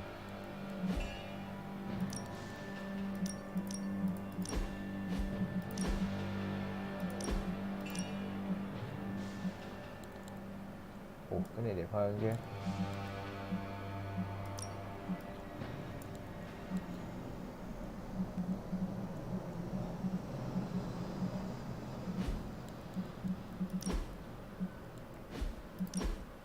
Ok.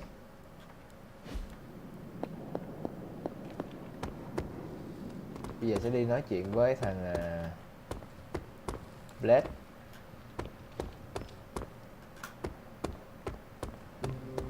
Welcome to the yard. At least that's what we're calling it these days. Caretaker put me in charge of your training. Đây là cái Too sân để bad mà she luyện didn't tập. listen to me yesterday. Now that we know what we're up against, I think we can all use the practice. Any questions? Có câu hỏi gì không? Yes, about you. I did, but they are about you. Right when it's time to train? From all Sarah told us about you, she never described you as lazy.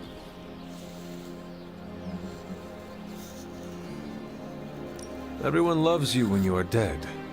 Tell me, does that mean you are half-loved? She didn't describe you as a snarky jackass, but here we are. All right, Tony Stark Jr., ask your questions. Hỏi về Midnight Sun đi. Tell me about the Midnight Suns. Mình chưa biết Midnight Sun. All right.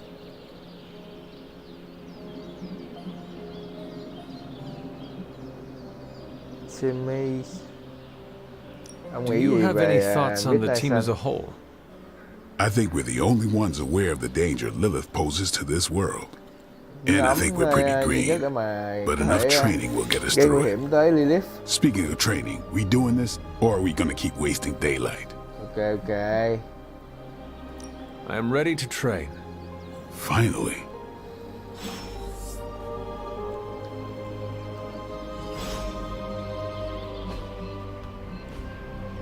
Upgrade. Ability. No pain, no gain.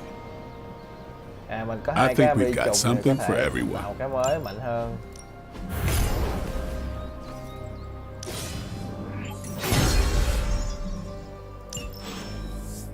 Peace.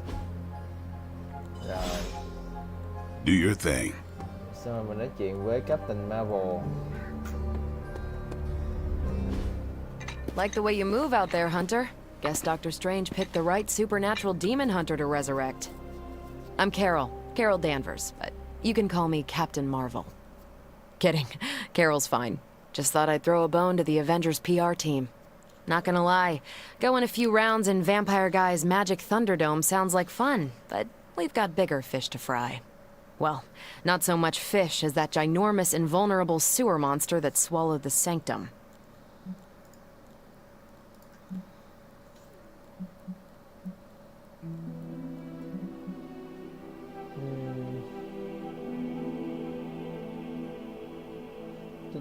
con đường để vào hả?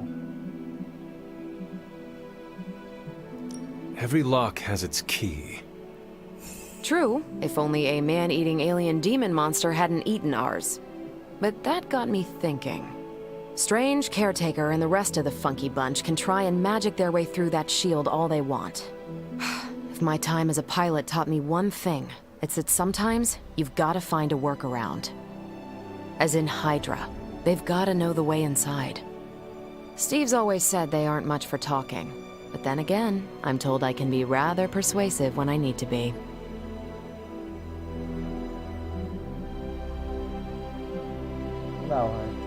Well, if there is any time to put your powers of persuasion to work, now is the time, Captain.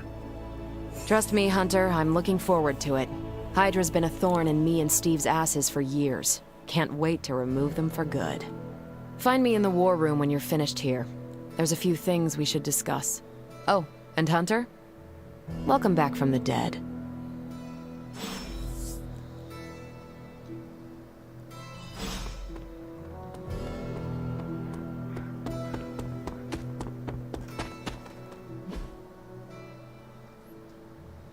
Rồi này nó rộng lắm, đi tìm hết đồ cũng là cực. Привет, Hunter. Cực à. Yes? Can't wait to pound some steel. Gì đi trời.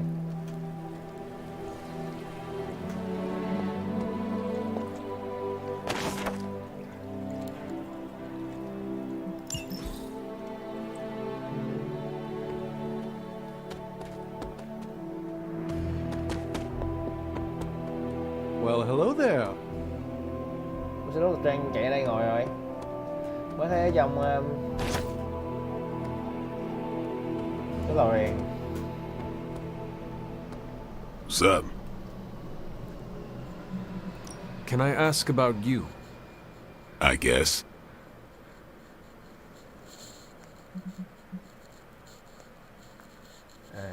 How did you become a Dampier?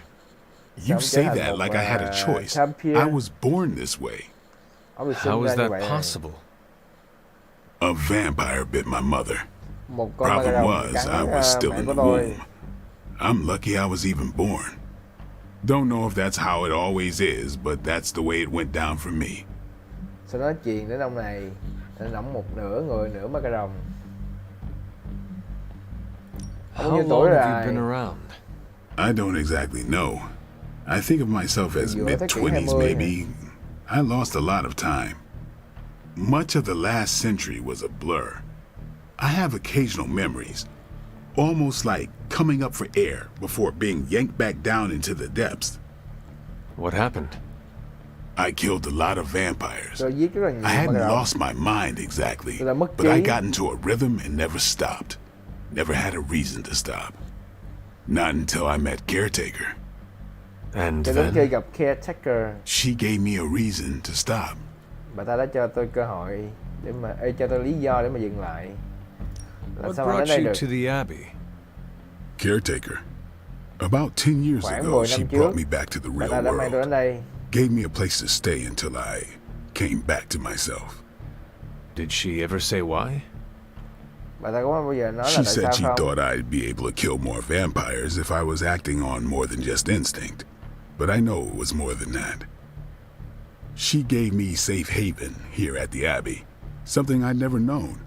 Must have read half the books in the library by the time I headed out. So when she reached out and asked me to be part of this weird little club, of course I showed up. Is your name really Blade? Is your name really the Hunter? Yes. Oh, really? Your mom, before she became the mother of demons, looked into your cradle and decided to name her firstborn child the Hunter. That is how I understand it. It takes all kinds. So, is your name really Blade? No. What is it? It's private. Is it embarrassing? No, the Hunter, but I only share it with friends. You do not consider me a friend? Not yet. Don't take it personally. Thanks, Blade. Sure.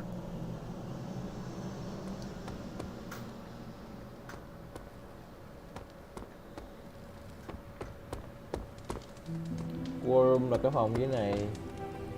Probably time to head out, right? Mà để coi vòng có gì để lụm không.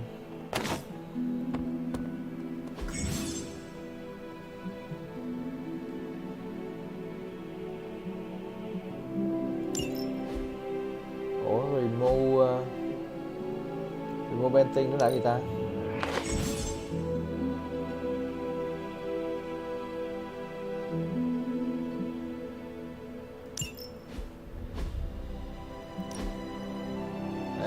Để có thể treo lên treo lại hả? That looks good.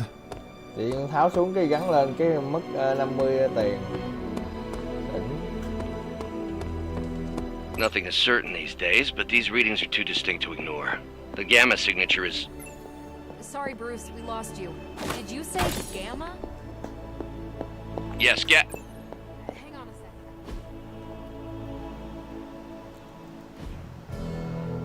second. Come on, Tony. You managed to stream the Super Bowl to a Kree battleship. Ow.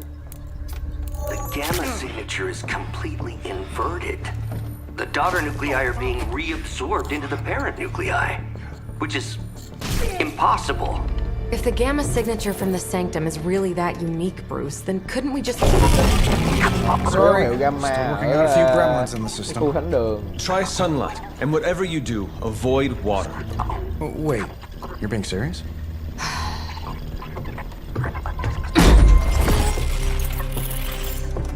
We should be able to track this new gamma signature to its source then, right? I'd do it myself, but we seem to be having a little IT trouble today. Please. Old Central here is ready to grind through that data like chum. What exactly is a central? CENTRAL. Cognitive encryption, net transmogrification. We'll figure it out later. Sending coordinates now. Hope your gremlins enjoy gamma spectroscopy. Well, he's been a little moody lately, ever since, you know, the problem with the big old green guy. I heard that. Banner can't turn into the Hulk? Not sure if we should be frightened or relieved. That makes two of us. Oh, hey. Come on. Happens to everyone. Well, okay, not everyone. Nice work, Bruce.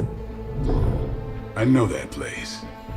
Creepy abandoned warehouse in the bad guy part of town. My favorite kind.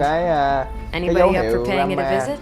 Definitely. Ở khu vấn đường để tìm ra cái nguồn gốc của nó. Aw, see that? Teamwork goosebumps. Find me when you're ready.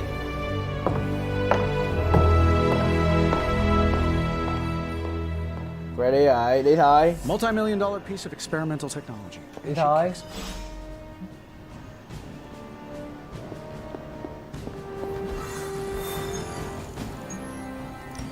It was just recently that the Hudson Yards Development Restoration Association purchased...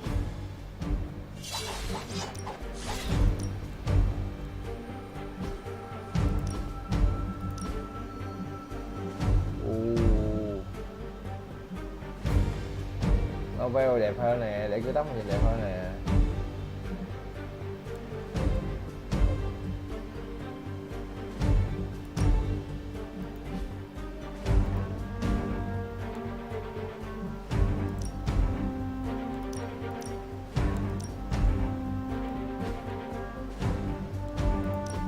Hôm này thôi chắc để kiểu cũ này nhớ ngầu.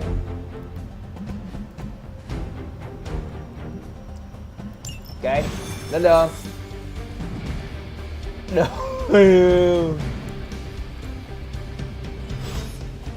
Trench coat.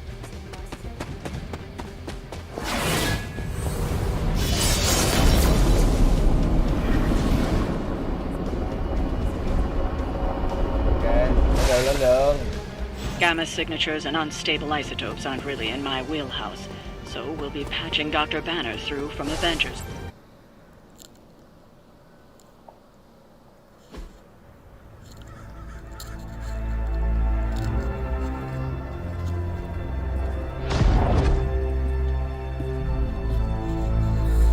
Probably can scratch abandoned off the description of this Đây là place. khu nhà kho bỏ hoang.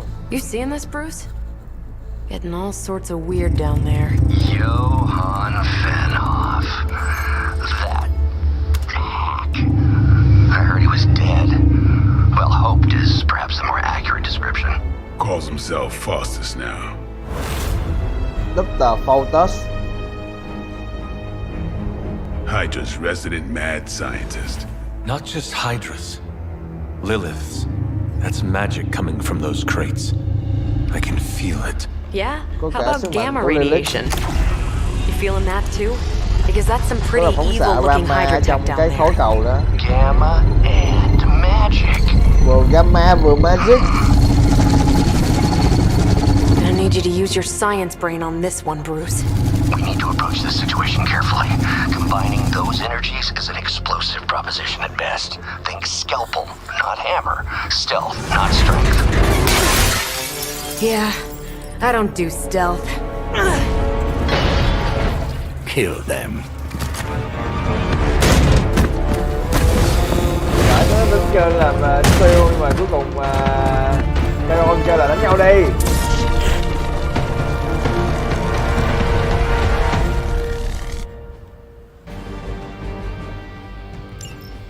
I always considered Faustus a bit of a crackpot, but his fundamental science must be sound. The device would have surely exploded otherwise after your display, Carol. Learned it by watching you, Bruce.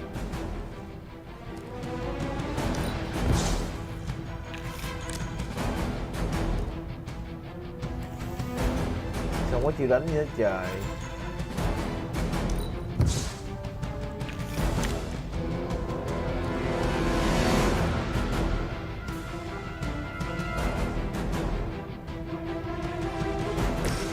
Rút bài. Let's do it.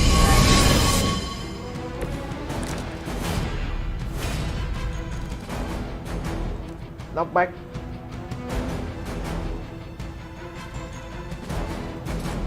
Cái này là nổ chết con thằng nè, mà nó không có gì đâu nổ.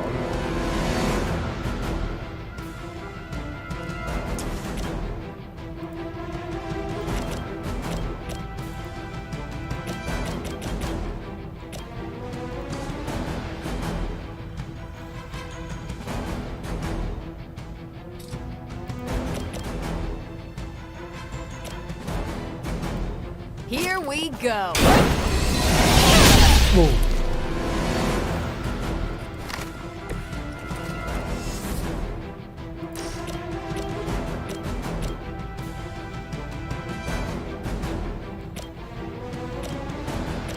Tàu đó hả? Hay là knockback hả ta?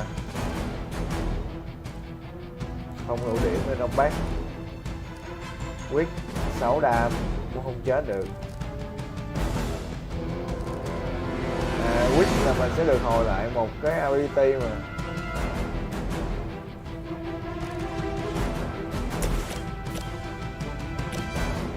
Quăng hả? Quăng này ở đây nó chết không ta? Chết luôn. Quăng này ở đây sao? Quăng này ở đây cho nó chết đi. Your fate is sealed.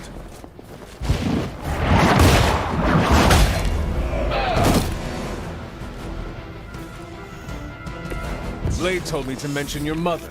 Apparently, she's Rút 2 lá bài, promiscuous. rút 1 lá bài. Cái này tốn 1 lượt đi hả? Dùng quyết đi. Dùng quyết giết chết đi, giết chết bớt.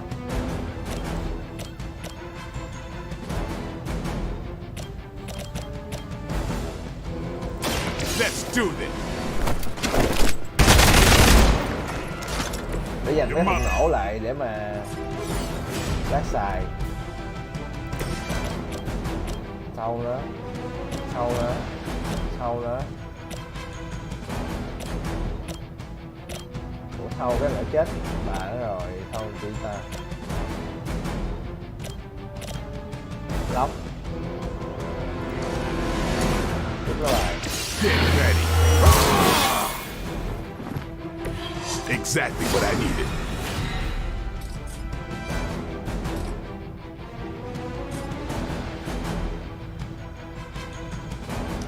Em ta. Ui. Ui. Ui. Đâu à? You're wasting your energy.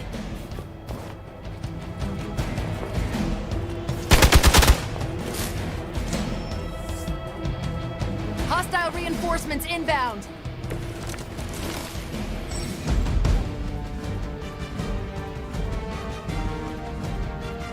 I've never been one to buy into the science of magic, but the data I'm seeing is hard to ignore. There are more things in heaven and earth, Horatio. You know you're talking to a vampire, an alien hybrid, and a resurrected demon hunter, right?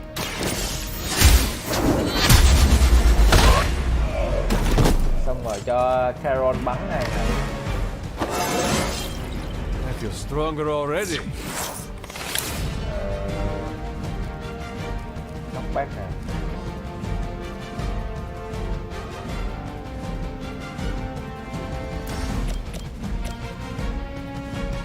Wow. Này vô này. Cái đường hai thằng. You have earned this. Hail that. Chen tu.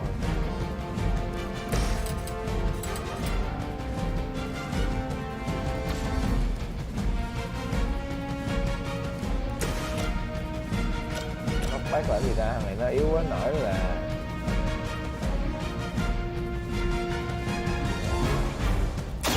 I'm on it.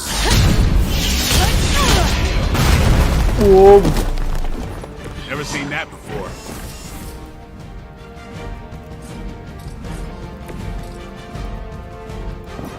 It's on. Nice. Never surrender. Ui, nó lại đánh Carol nữa. They're almost here. Hold position. Is it possible he somehow stabilized the rate of decay within the particles themselves? How else could he be achieving such a high yield? I don't know, Bruce. I'll be sure to ask him when we're done punching out the bad guys.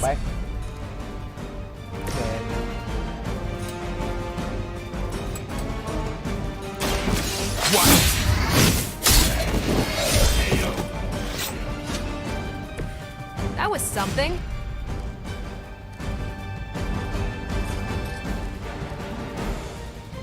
Đốc bác hả? Có cái gì đến này nó không ra không phải không?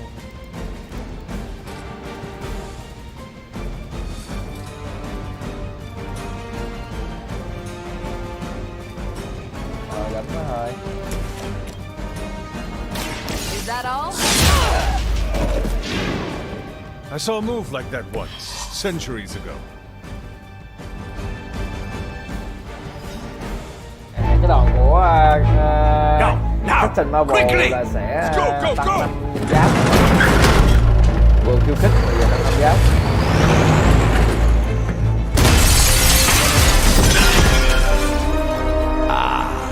The perfect opportunity to field test Mother's device. Cơ hội tốt để mà thử nghiệm của mẹ.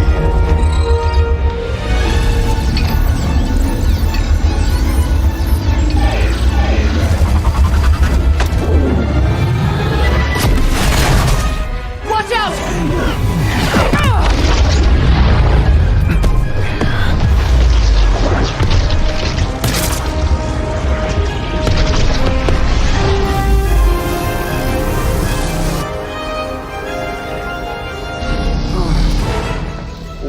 Get her!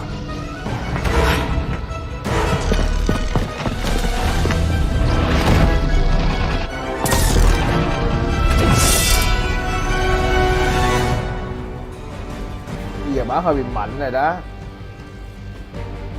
Cái gì vậy?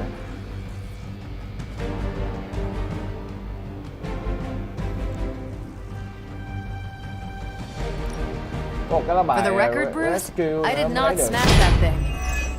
Noted, Carol. Perhaps you might direct all that energy towards your newfound adversaries instead. And the mysterious cargo they're attempting to escape with?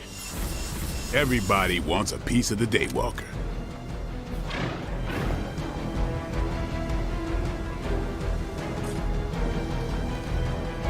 Ngọc bát.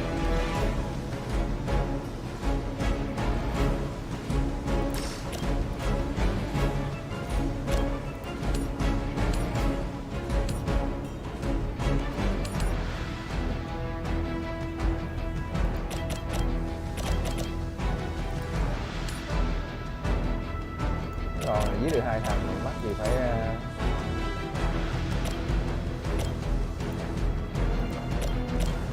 từ từ để thử thằng này nó vô đây giết cái này ra.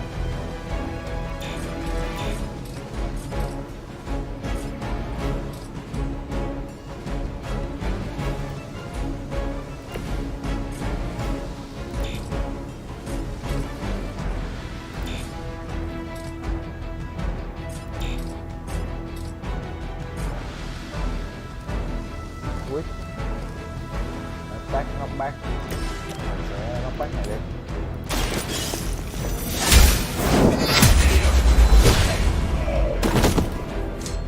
Weak, even for Hydra.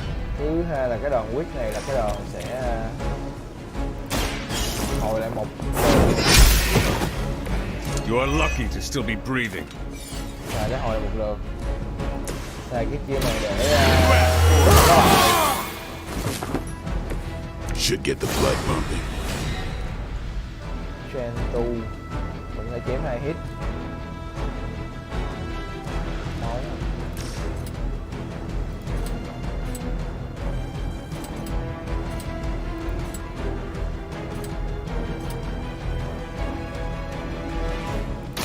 Here it comes.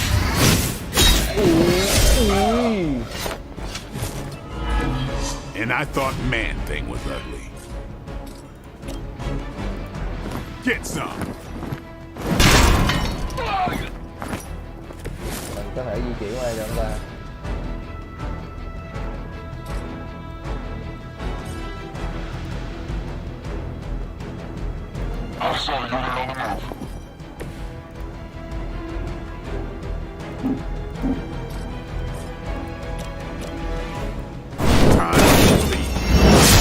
Mày hơi bị đỉnh luôn. Tận dụng tối đa luôn.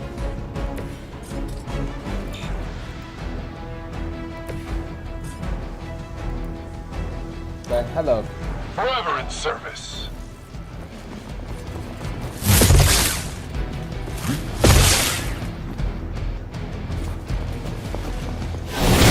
Lost my focus here. Trời ơi, ghê vậy. Ủi luôn. Looks like they have got help. Viện binh tụi nó tới rồi. Cứ gom một cục đi, tụi mày cứ gom một cục đi.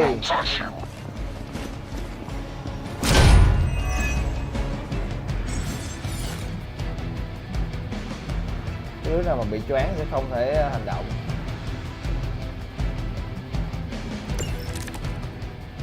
Preliminary analysis of the blast confirms high levels of gamma and various unknown energies. Unknown to you. There is dark magic at work here. We must not let Hydra escape with it.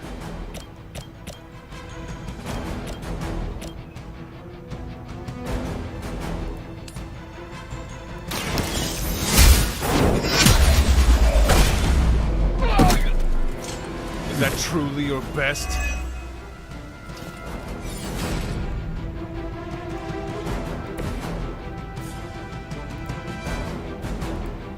Playtime. Đó. Mình có đòn quyết không ta? Quyết, có một đòn quyết. Đòn quyết này sẽ lấy lại được một lượt. Sẽ giết này. Hydra's standards have fallen a great deal. Đòn hút máu. Đòn này là quyết luôn. Có 6 đam à. Hút máu trước đã.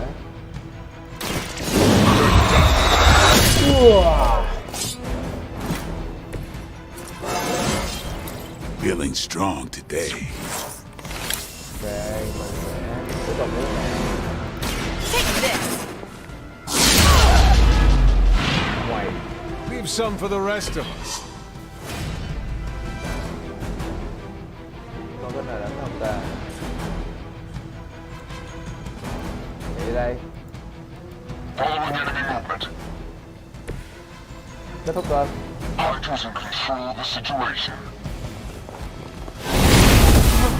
That's not right. Mỗi lần nó ủi cái là bị choáng. Reinforcements on approach. We are immovable. To be crystal clear, we won't be able to recreate Faustus' experiment or track potential future variance gamma signatures without a baseline resonant sample from his initial occult catalyst. Got it. Stop the truck. Where?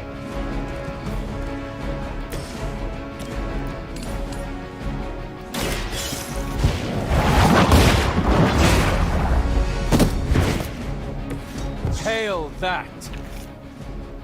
With two blade.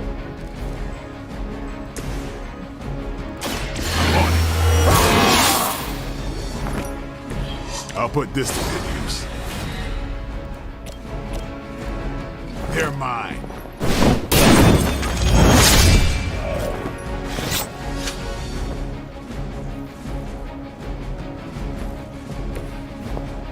Hết lượt.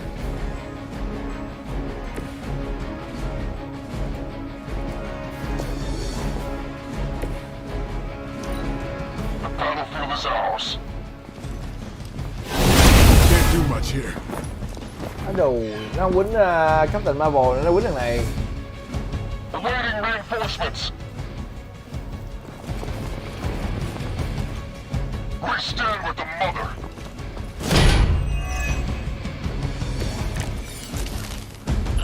These delays can be quite frustrating. Infuriating, even. I suppose by now I'd normally be tromping through the warehouse hurling the puny truck at the moon. Don't worry, Bruce. I've got a pair of torn purple pants with your name on them.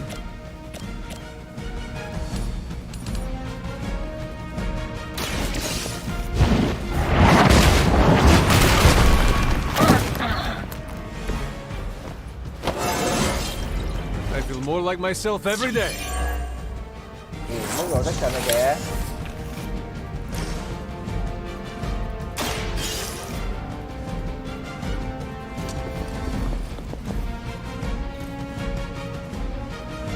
Lấy được cái cổ vật rồi.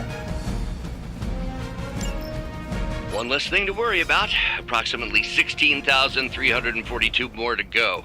I suggest starting with the remaining Hydra forces in your vicinity. The enemy has the upper hand.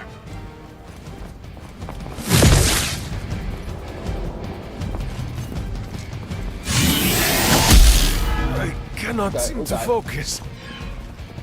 Finally, it's my turn. We're on top of it. Ghê trời. Ready up. Quay. Mày tưởng mày Which ghê arm hả? are you guys again? Mày tưởng mày ghê không? RD, B team, third string. Cho mày thấy biết thế nào ghê. You asked for it. Cho mày biết thế nào ghê.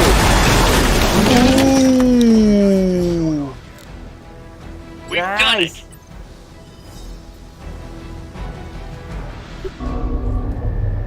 What is this thing? Bad guy Đây là cái gì? crate, full of bad guy stuff. I know those symbols. Tôi From biết the dấu hiệu time này. of the first hunt. That glyph means barrier. Nó dấu hiệu từ những buổi That săn đầu one tiên. almighty. Nó có nghĩa là rào Something. chắn, sức mạnh, Gods and demons. quỷ So a spooky và bad những guy vị thần. crate. Very spooky.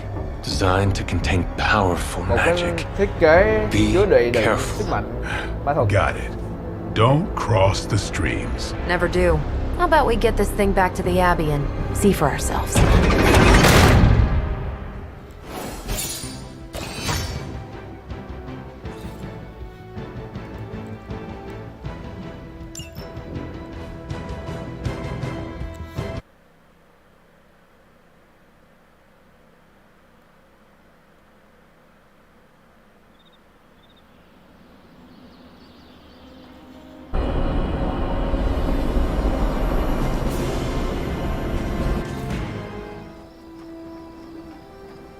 Nice job out there, kid.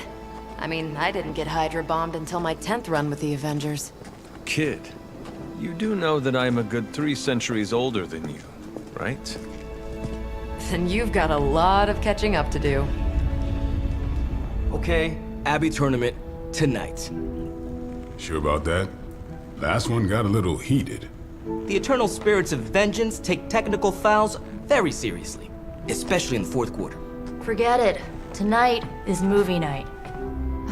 It is always movie night. Exactly. Out of jail again?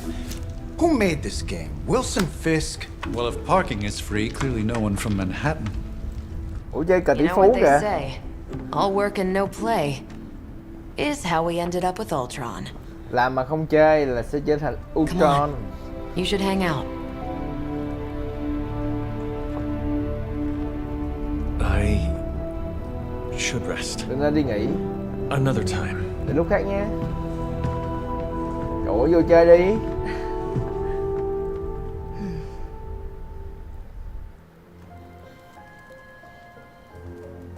Let me see. How did this work again? Trả lời Nico nè. Cảm ơn Nico nhưng mà tôi mệt quá. Ai gõ cửa vậy?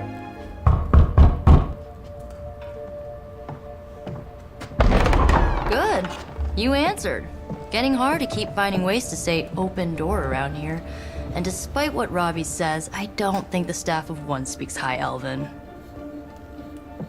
Blood magic stuff. Cool room. Spacious. Aw, is that bed for Charlie? Yes? So, if you're planning on giving me some sort of brooding code of the stoic warrior speech, I'm immune. Just ask later magic. From what I just saw out there, whatever crazy ancient living weapons stuff Caretaker put you through back in the day did a real number on you. We got a lot of work to do. Work? Yeah, talking to people, making friends, basic human stuff. Or quasi-human. You're a Midnight Sun now. One of us. Nico, I was just Hydra bombed. I could use some rest. You and me both. Been bad dreams every night for me lately.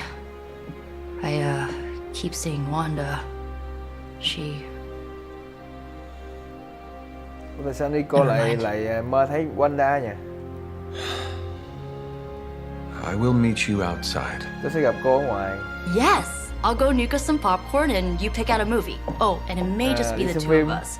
The others went outside, needed to cool off. Really need to hang a fan over that forge. Or maybe crack open the casket of ancient wonders a little?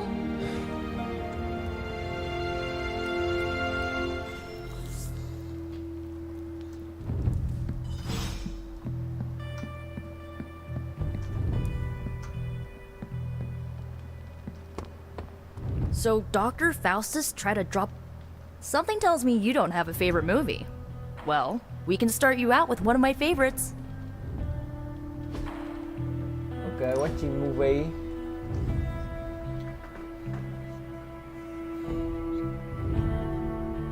I know this entire situation's gotta suck for you. Not just the whole resurrected, chosen one thing. I get why facing Lilith won't be easy. I was 15 when I found out my mother was capital E evil. Còn cha các bạn thì sao? Was your father there for you when you found out? Dad was evil too. Long story, lots of drama. There was a cool dinosaur. I'll fill you in later. Look, I'm glad my mother is gone, but yeah, at times I just want to hear her voice again. Some days I'd give anything to make that happen. Makes me hate her even more.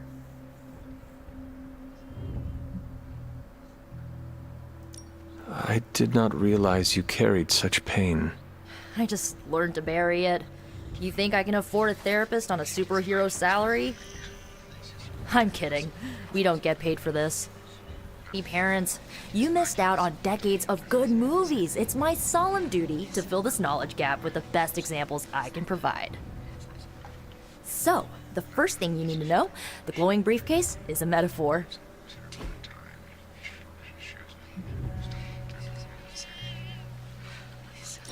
Ghép liền. I won't forget it. So, what did you think of the movie? I understood more than I should. How? You've been dead for 3 centuries. I'm not so sure I was dead. Not exactly. I recall a deep slumber, not the void. I dreamt. Mơ. Tôi không thực sự chết. Of Tôi chỉ đang mơ. Of everything. Much of this world is familiar to me. I know it from my dreams. That's not creepy at all. So, quan sát thế giới, do you know everything? Mơ vậy? No, think of it like this. I know what a car is, but I have no idea how to drive. You're up to date, but not omniscient. Then I'm guessing you don't know much about me. Just what you shared earlier. You're always free to ask, like, what's the staff of one, or who were the runaways? The Staff of One là cái vũ khí mà Nico sử dụng để mà sử dụng cái ngôn từ, biến ngôn từ thành những cái spell, những cái phép thuật á. I had some questions about your staff. Sure. But first, the basics. The Staff of One interprets words or phrases as spells, but it can only cast a spell once. No repeats. Nó chỉ có thể cast cái phép đó một lần và không thể lặp lại. Không hiểu lắm. Can you tell me how the Staff of One functions? It's blood magic. Blood magic. So my own blood is required to summon it. Phải sử dụng máu của Nico để mà triệu hồi nó. What about the words you speak? They come true. Kind of, and not always the way I expect. Tức là những gì mà like nó nói making a thông qua wish, cái but you can never trường make the same wish thì again. sẽ trở thành sự thật. Runaway. I had some questions about your old team. The runaways? Sure thing. Who was on the team? At first, Chase with his mad science gear, Molly, our pint-sized powerhouse, Carolina, the solar-powered sweetheart. Gert had a telepathic link to Old Lace, a genetically engineered Deinonychus from the 87th century. I handled the blood magic, though I didn't understand it much. And Alex, well, we don't talk about Alex.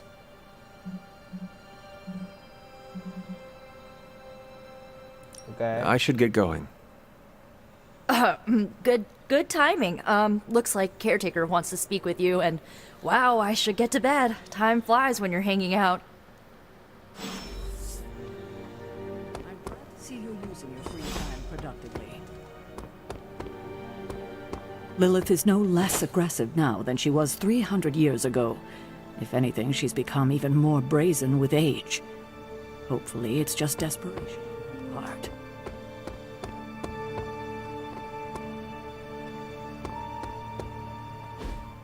Looks like you're finding your way around. Maybe making some new friends. I was planning on getting some rest, but... Things are moving at a frantic pace. For all we know, I'll be landing a jet on the roof with Mr. Stark this afternoon. Not quite like it was in the good old days. Có vẻ như mọi thứ không khác lắm. Thay đổi là tốt à. The world is still full of monsters and villains. My mother being the worst of them all. You forgot heroes. The world is still full of heroes. Though sadly, we're missing one of our best. Agatha. Where is Agatha? I'm sorry. I should have had this talk with you much sooner. But you should know. Agatha đã không còn Agatha. Ở với chúng tôi. She's no longer with us. What? Không thể nào. That is impossible. She was so... Fierce. Indomitable. Or maybe just kind to a fault. Không hỏi nè. You do not have to do this. Thank you, but I do. I haven't spoken to anyone about what happened. And more so than anyone, you deserve to know. Mình xứng đáng được biết. Agatha died in an Agatha chết accident trong một caused by her protege, Wanda Maximoff. Gây ra bởi Wanda Maximoff. The Midnight Sun's latest recruit, a powerful spellcaster in her own right. Perhaps the most powerful Agatha and I had ever seen. Wanda's abilities were growing. Too quickly for my liking. Agatha was determined to help her control them. I tried to caution her, but she would not listen. There was an incident. An accident, I'm sure, but... Agatha cố gắng giúp đỡ Wanda để mà kiểm soát cái nguồn năng lượng đó. Yes, incinerated in an instant. Not even ash to remember her by. The others were heartbroken, as was I. But I also saw the danger, the threat, if Wanda's powers were left unchecked. So I did what needed to be done. I sent Wanda away, to the Sanctum Sanctorum, to study under Doctor Strange. I know the others still harbor a great deal of resentment towards me for Wanda it. đến chỗ của Doctor Strange.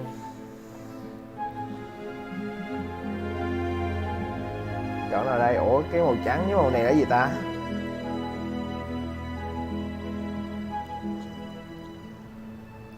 Was Wanda so different from me as a child? Was it that easy to send her away? I didn't have a choice. Wanda's powers were beyond even her own control. And this time I had no Agatha to help me, as I had with you. I thought she would be safe with Strange. On that part, at least, I was clearly mistaken. Ah, Wanda. Agatha. It seems we've lost them both now. I conjured a small shrine to Agatha's memory on the grounds, hoping to find some solace, a way to move forward. You should pay your respects. Maybe you'll find what I couldn't. Good night, Hunter.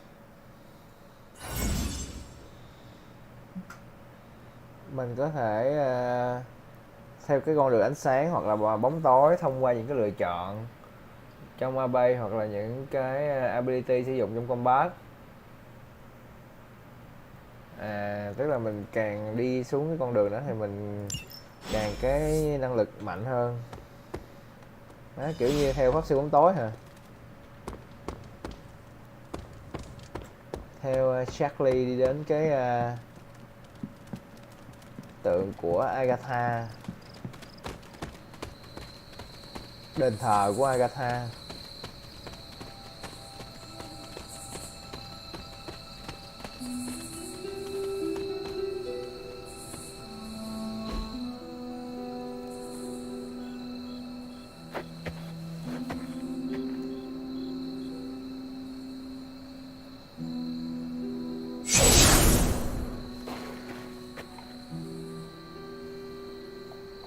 Vãi cái hiền hồn mà luôn. Agatha. Agatha. You always did have the most remarkable eyes, Hunter. Just like your mother's. Maybe that's why you're the first. The first? To commune with the spirits, of course. Người đầu tiên có thể giao tiếp với linh hồn. Is this a trick of some kind? Because I am not amused. No, it's no trick, dear. You're just the first to see me. By now you've heard I had a bit of trouble with my corporeal body. I actually find it quite liberating. You are dead. Always straight to the heart of things. That's my Hunter.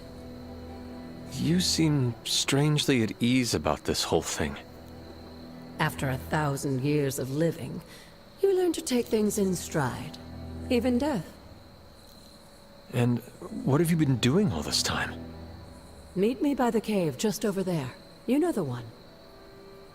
The Blood Gate? Caretaker always told me to stay away from that place. I think we can safely lift the veil on a few more of our secrets. What's the worst that can happen? Agatha kêu mình đến đó để mà mình biết về những bí mật. Cái gì đâu mà sợ. Cái đâu sợ.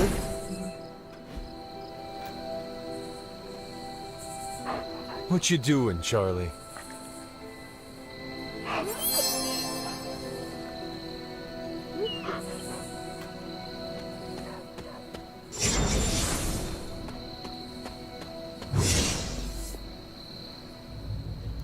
Chạm vào cái pháp thuật máu. Huyết chú.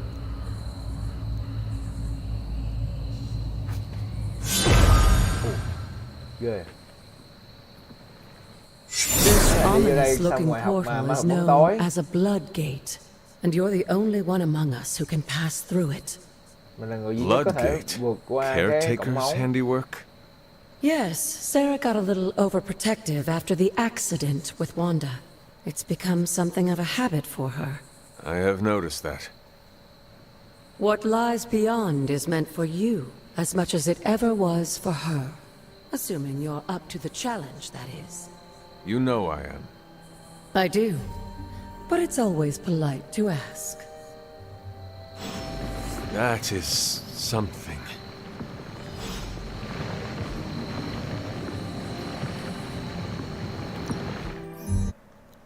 Ok, đi vô thách thức cái...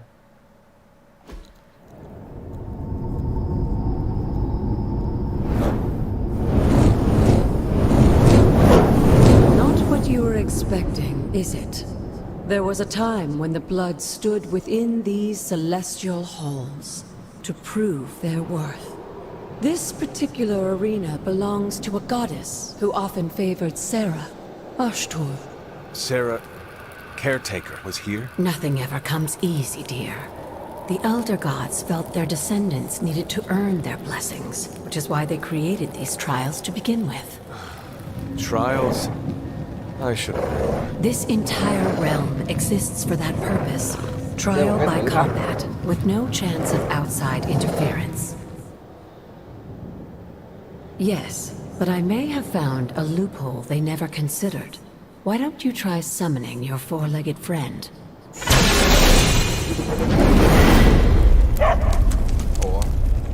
Charlie?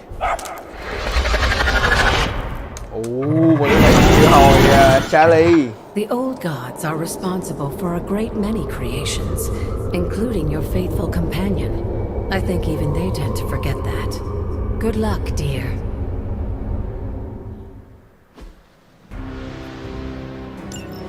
As the goddess of balance and order, Ashtur was sometimes called the giver of justice. You can expect a fair fight, or at least her idea of one.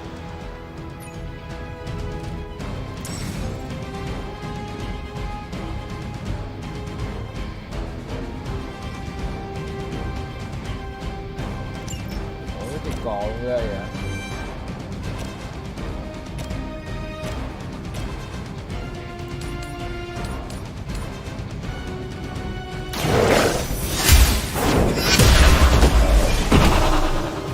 You were too weak for this fight. Mình có một cái hero rút được lá bài. Leave some for the rest of us. Có quyết là rút được một lá nè.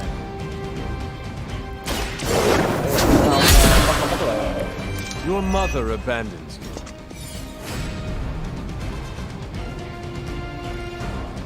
Gì chứ còn một lượt rồi ta.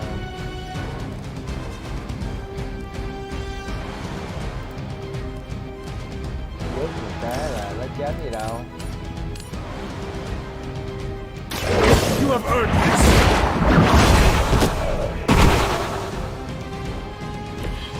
Feel my call.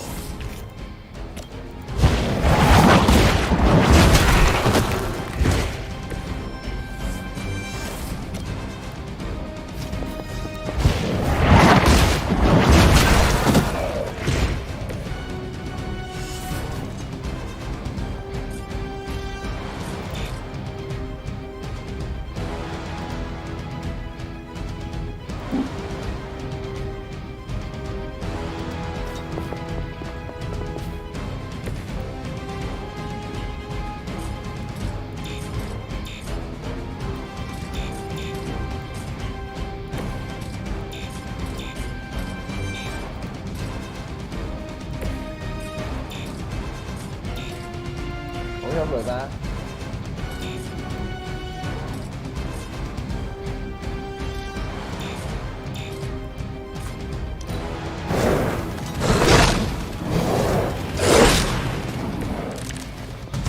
Compared to our girl, these hellhounds are nothing but mindless beasts. Don't hesitate to strike. They certainly won't.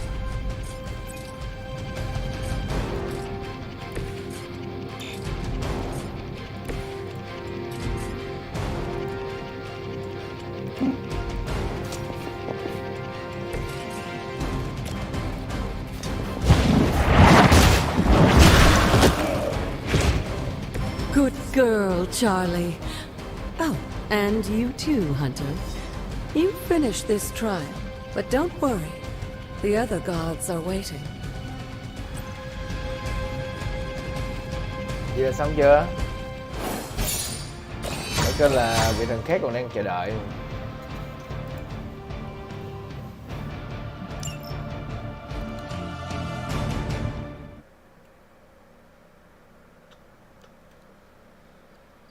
Rồi sau một cái thử thách thì được gì?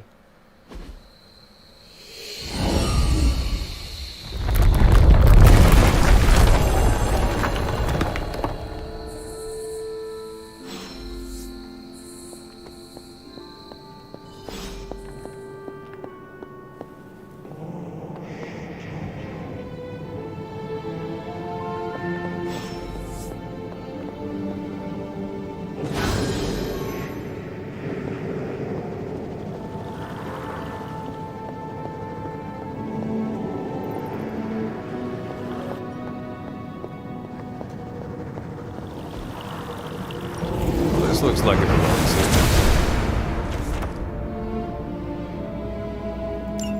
Sarah was right to be wary of this place. But it's your birthright, and I think after everything you've been through, you can handle it now. The two of you, as well as your mother, are the last of your kind, the Blood. Your lineage follows an unbroken line to the old gods themselves. And if you call upon them, you might just find they're actually listening. They won't work miracles for you, but their blessings can be quite useful in the right circumstance. Why don't you ask the goddess Ashtur for her aid in dealing with that barrier over there? Cầu xin vị thần. Đến đâu?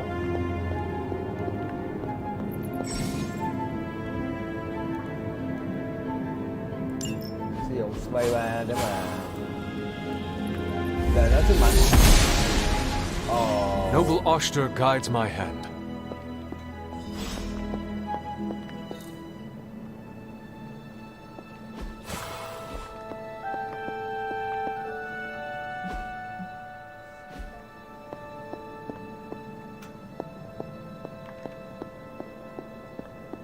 Vậy thôi hả? Có hiểu ta? After all this time, it's still just as beautiful as the first time I laid eyes on it. It's hard to believe Lilith and Caretaker brought this place all the way from Transia. Of course, it was no coincidence that they wound up so close to Salem. This area is particularly attuned to the forces of magic. That's why the Elder God's influence was so prevalent here. And why our sanctuary here has remained all but impregnable over the centuries. And now I'm rambling on like an old sorcerer supreme. Why don't you come see me in the library tomorrow night? Bây mình gặp bả ở thư viện tối nay. Let's keep this just between the two of us for now. Và giữ cái chuyện này bí mật. Đừng có nói với Sarah. Isn't ready to see me yet. Bà ta chưa sẵn sàng để gặp tôi. Nghi ngờ bà này lắm, tại vì trong Wanda là bà này bà muốn chiếm đoạt cái sức mạnh đắc hôn mà. Chứ đâu tốt lành gì. Ok, chắc tầm này mình sẽ dừng lại ở đây ha. Chào tạm biệt mọi người.